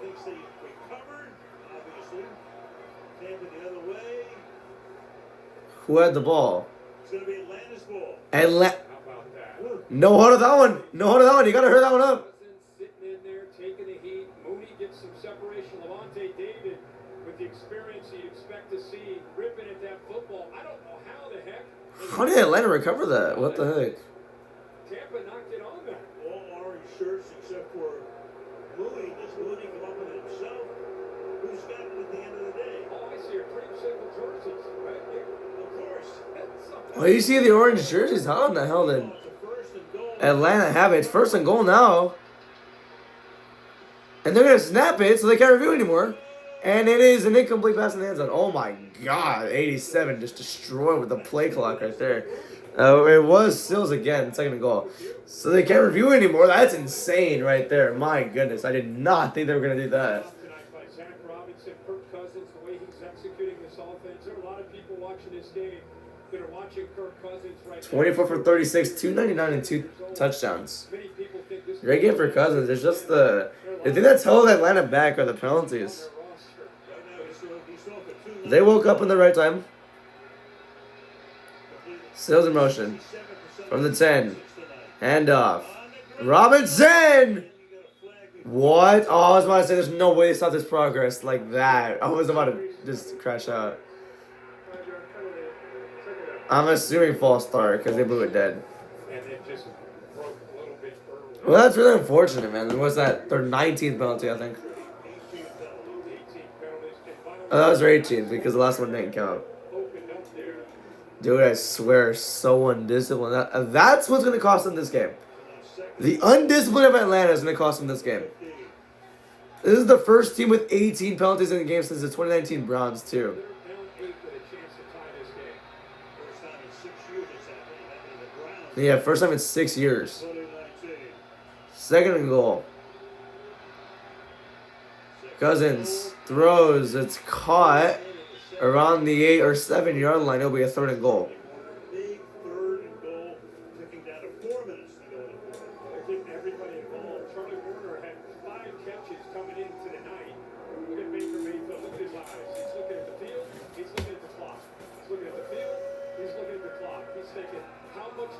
Mayfield is so wow, voice crack again. Mayfield is so good at leading like those game-winning drives. Though. He's really good at doing that. 25 for 37 for Cousins, 307, 2 touchdowns.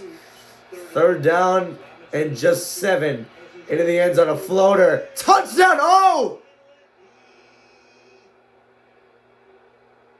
he hung on to it, touchdown. That's what one ref is saying. What about the other one? They're saying touchdown. Oh my gosh, dude, that was nice. What was that? It's 1 foot, but it's backside. Is it inbounds or on the line? Juggling. Where's he get Possession there. I think that's a catch. Just a matter, does that elbow hit first or does his backside? Once he has possession. There, possession is right there.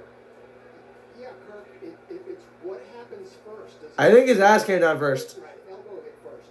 And it has to be inbounds first. If it happens at the same time, it's incomplete. All right, so what hits first here? Elbow is clearly out of bounds. No pressure, Terry. What hits first here? Yeah, right. So far, guys, He's got to I get can't possession prove right it there. either way. Yeah. Right now, I have stands. Damn. It's just that tight. I think it's his ass that touches down first. I don't know. Good luck for That's a very close one. My gosh. When it's this tough to call, do they typically err on the side of stands? Because it's hard. How do you flip that? Yeah. What does that look in as well? The crowd knows it now. They have possession of the ball. It's more about is he in or out? The call came in very late. The two officials look at it. The call came in very late because one of them thought it was out, one of them thought it was in. Right.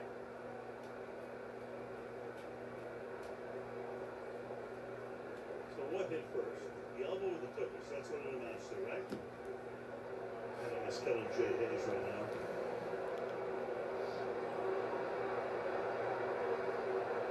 So for Pitts, what a crazy, wonderful night for him. Juggle, in or out. I don't know. That's a close one, man. That is a really big close one. A 2-point game. After reviewing the ruling on the field stands as Oh, touchdown! I think that's the right call. I think that's the right call right there. Whoever has Kyle Pitts in fantasy, I think it's my dad too. What a game. It's just not clear and obvious that call was wrong. Yeah, it's not that clear. I think it was the right call because I think his ass touched down first. Very slightly. Here we go for 2. Obviously, here they are. Got to go for 2.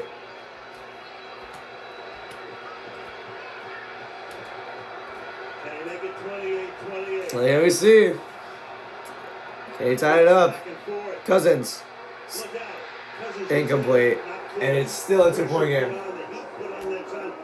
See, imagine if they didn't go for that 2-point try and the touchdown before. It would have been a tie game right now. But no, of course not. So it remains a 2-point game. 28-26. The Buccaneers. Damn, dude. 3.5 to go. Well, now it's going to get interesting.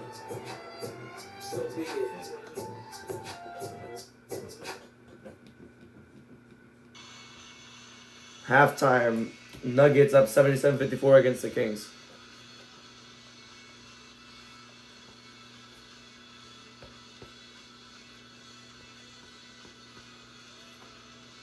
Yeah, I'm not sure why the Falcons went for 2 right there.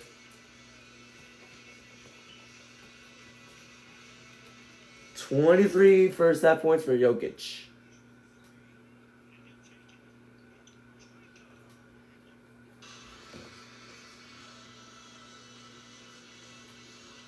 This is AI.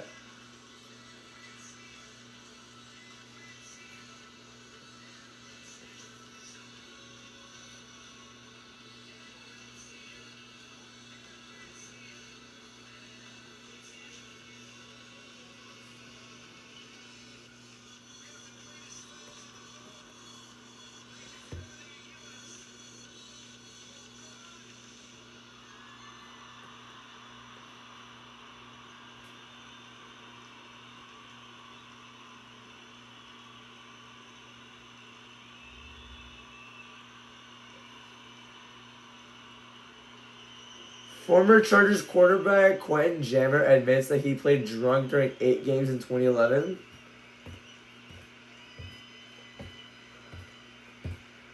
Jammer had the worst passer rating allowed in the entire league in 2011. Wow.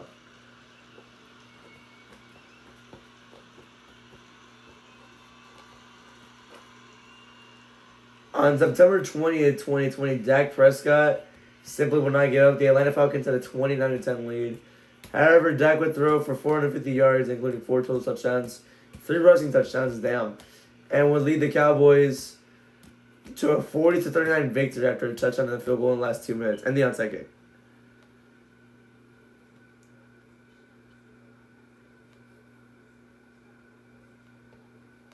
Okay.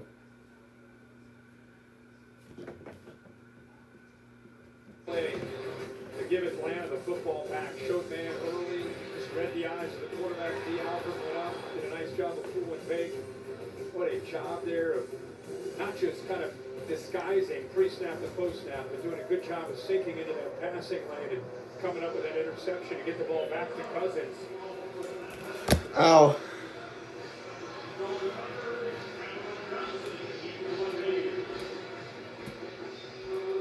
Cousins is now throwing for 314 tonight, Mayfield 272. 314 and 3 touchdowns tonight for Kirk Cousins. Had a barn burner between these two teams last year. Don't get out of bounds this time. He won't. It's going to be a return, though. We haven't really seen many returns tonight, have we? Oh, this will be to the 27-yard line. 3.5 left in the game. So a ton of time. He got 3 timeouts. Got the 2-minute warning. A long way from the finish. And it was Scott Josh Broussard in his approach here. Cousins, 26 for 38, 314, 3 touchdowns. Mayfield, 18 for 32, 272, and 2 touchdowns and a pick. Great games for both QBs.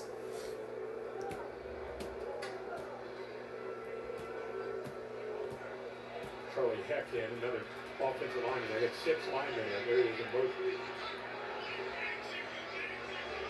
So heading here. For the 27, here is Bucky Irving, who's going to go for a gain of 5. 3-yard line, 2nd down and 4. Again, if the Bucks win with a win. With the win, the Buccaneers have an 80% chance of making the playoffs. With the loss, they have a 55% You chance. have to win the division. The wild card's not going to come out of the NFC South. With a loss, a little more than half. And the Panthers are watching with rather intense interest at this point before they go to New Orleans for their game on Sunday. 2nd and 4 coming up here. Panthers and Bucks both at 7 and 6 coming in. 2nd and 4. Extra man coming on the rush, and it's a gain of just 2 for Bucky Irving here. 3rd and 2 coming up. Shoestring tackle there. Now they're going to start taking timeouts. That's not a good idea. I don't know at this point. Falcons take this time out. This is a weird time management, low-key. What the heck? Once again, the remaining schedules now. 3rd and 3 coming up. To the wire. Panthers and Saints. Then the Bucks go to Charlotte. Yeah. Stay in Charlotte to meet the Seahawks. Then they come back here.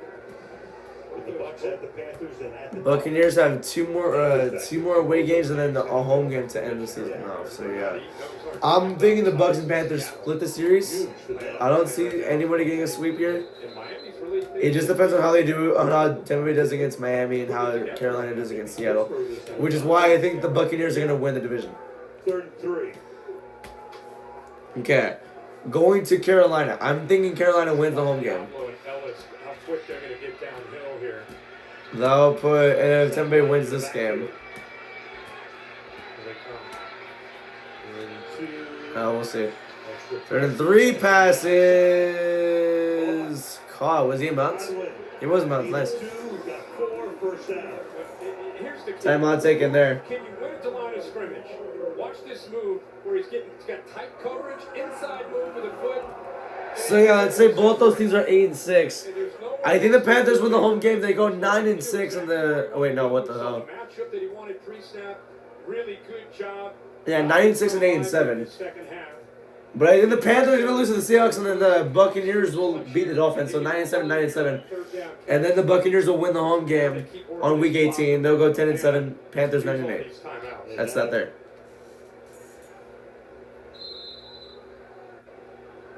.228.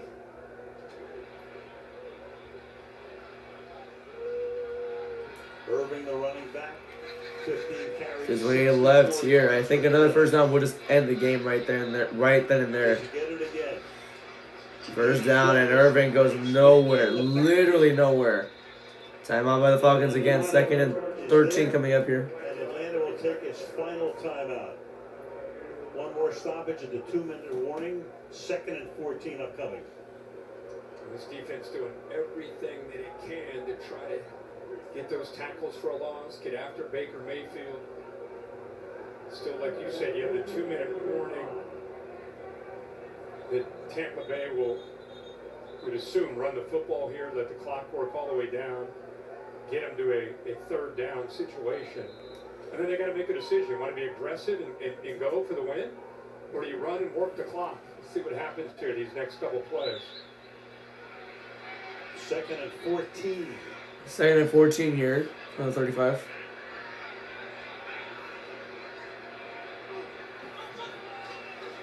They're going to throw it. Pass incomplete.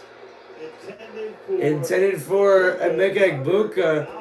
And now this literally puts the Falcons back in the game. I think the risk is worth this. I know it's easy to say, why would you do it? They blitz, it's man coverage, you get inside release, separation. That was a good throw. That was a good pass. That could have been a first down right there. That ball's out in front. He just underthrow him. He didn't underthrow him. The game's over. So you understand. He catches that ball. That's the game right What there. it does without completing it, it does stop the clock with 2:20, still that 2-minute time. Timeout Buccaneers. Tampa Bay takes its timeout. So you got a 3rd down and 14. All right. Now the question is, can Atlanta, if they get a stop, not have pass interference? Or could they not have a penalty?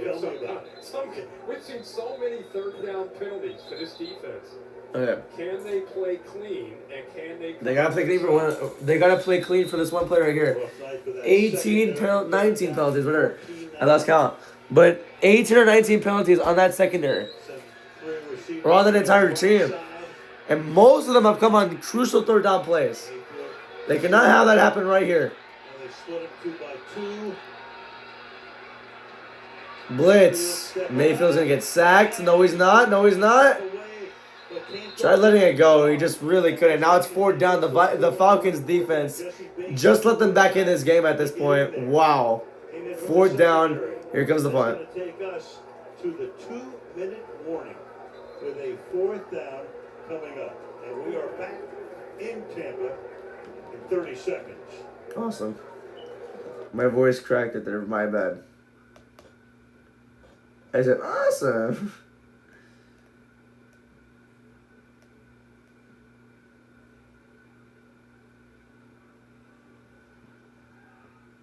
All right.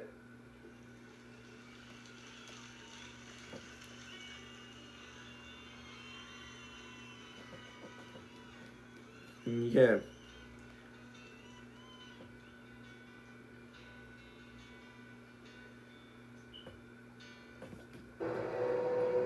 There we go. You know, one thing about Payne Durham, he's a tight end and known as a blocker. Baker Mayfield gets pressured, but if he would have had time, look at Payne Durham, just a bust. Nobody was with him. Nobody took him. And Dave Baker can locate and find receivers. If he would have had a little bit more time there to be able to look. No coach challenge allowed in the last 2 minutes of the game. But Atlanta, because So, yeah. of the pressure, they're able to get after Baker and not allow him to find an open man downfield. So Cousins only needs a field goal. Out of timeouts, but plenty of time to get in the field goal range. Down by 2 minutes. Yep, here we go. That's for them. Bradley Dixon. 4th punt. Fielded at the 20-yard line. Trying to slip and slide on this turf. All right. 6.5 past Here we go. the 30. And now they go to work. Zane Gonzalez has a strong leg, has a career long of 57. So once you get Yeah, I don't know. across midfield, you start 31 career game-winning drives for Kirk Cousins. The last time that happened was Week 5 last year against the Buccaneers on Thursday Night Football. Wearing the same jerseys and helmet, except that this is in regulation, not overtime. There we go there. Cousins looking. Throwing. Caught already. And that was Sills. First down. When Jamel Dean took a chance at the line of scrimmage, what a job by David Sills. Damn, dude. The press jam and working around him. Up at the top, watch this. Took a chance, missed. And then he's able to stack him. Good throw by Kirk Cousins, gets out of bounds. What a job there. Damn. Start this drive. 5 passes for Sills, 57 yards. Clock stopped at Mayfield is just studying on the bench right now. On the 47 they're in. Play clock is at 5. There we go. Blitz coming in. And Cousins! Ball is out! I think the ball is out! I think the Bucs recovered it. The clock is still running, so I kind of doubt that. Never mind. They have it, do they? Oh, Shepard says. Oh my god, wait, what the hell? Discussion here, who's got it? Now Hassan Reddick got in and took it away from Cousins. He ripped it out of his arms. By both teams, it goes to the offense. Oh my god. It's still a sack regardless, so they're going to have to like start moving like crazy. So Reddick for the big sack.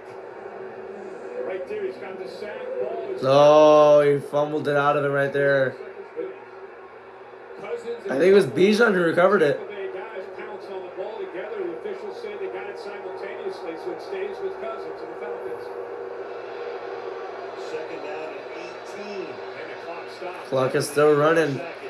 Second and 18. Another blitz again. Cousins throws. Incomplete. Great coverage. There is Dean. Flag down. Never mind. Hold on. On top of it. Oh my god. Second and 28 now because of a holding. I said earlier in the quarter, I said penalties are going to cost them this game. And what is it doing right now? It's costing them this game.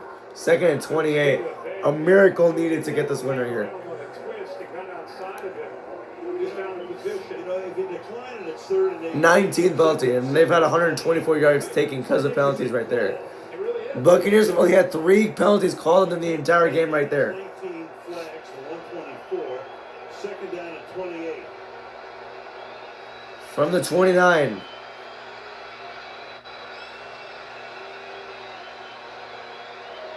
Cousins hit as he throws. Incomplete. 3rd and 28 now. 28. He got pressured. He had to get that ball out before Mooney even got to the top of his route.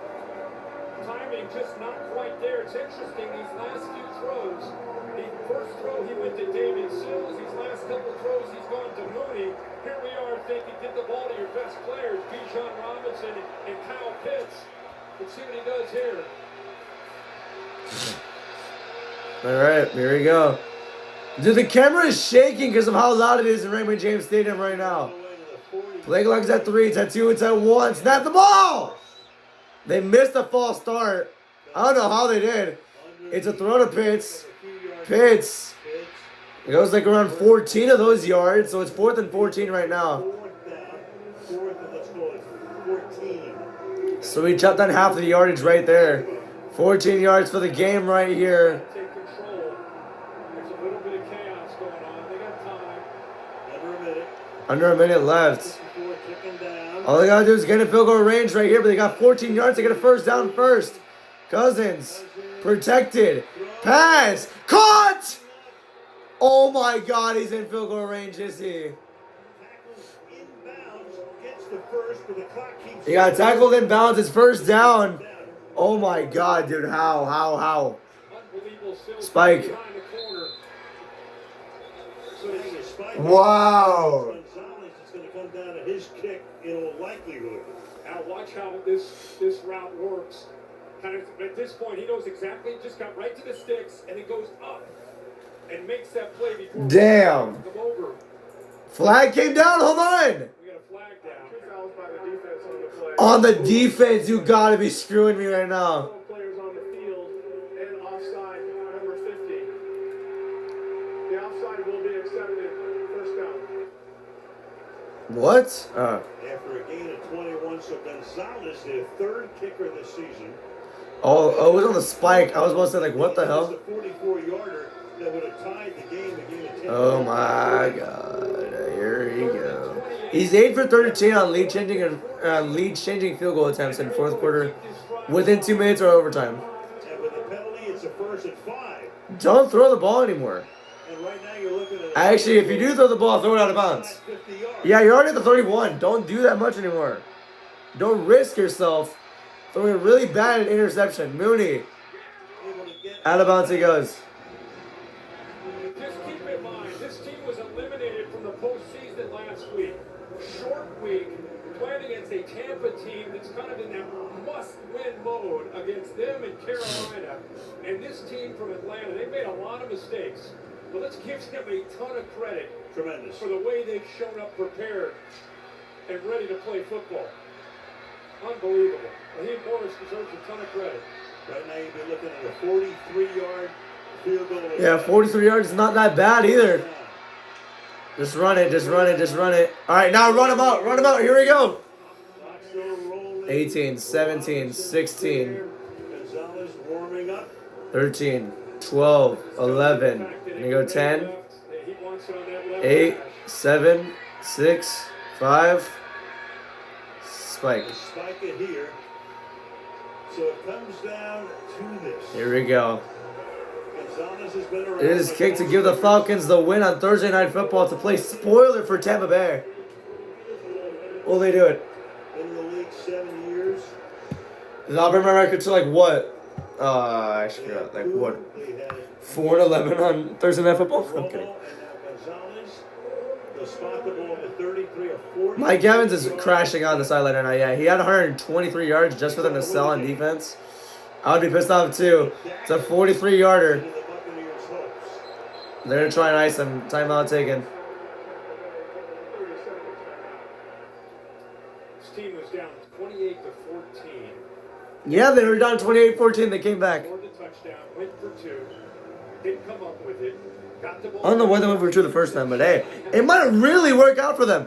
Them making that stupid-ass decision early in the fourth quarter might actually work out somehow. I don't know how. Going this direction. He did miss 3 of the 9 kicks he attempted, though, at 55, 60. Shut up. Please. I love you. The footing is not fantastic. Whoever the reporter is. All night long. You're cool, but don't say this before he's about to kick. Mayfield has already embraced it. Raheem Morris has the most serious face ever right now as they're preparing for Zane Gonzalez's 43-yarder to play spoiler for Tampa Bay. The kick is up. It is up and good. The Falcons win on Thursday Night Football. Incredible, dude. Wow. The Falcons play spoiler for Tampa Bay on Thursday Night Football with a walk-off field goal after being down 28-14. Insane right there. The Falcons win. Well, that's going to do it for me, everybody. I'll see you all next time for the next stream. Tomorrow's going to be SmackDown. Saturday will be Saturday's main event, John Cena's final match. Sunday will be the Chiefs-Chargers game, Lions-Rams, and then Vikings-Cowboys on Sunday Night Football. And then Monday will be the Dolphins and Steelers. That'll be it for this one, everybody. Thank you for watching. Have a great one. Good night.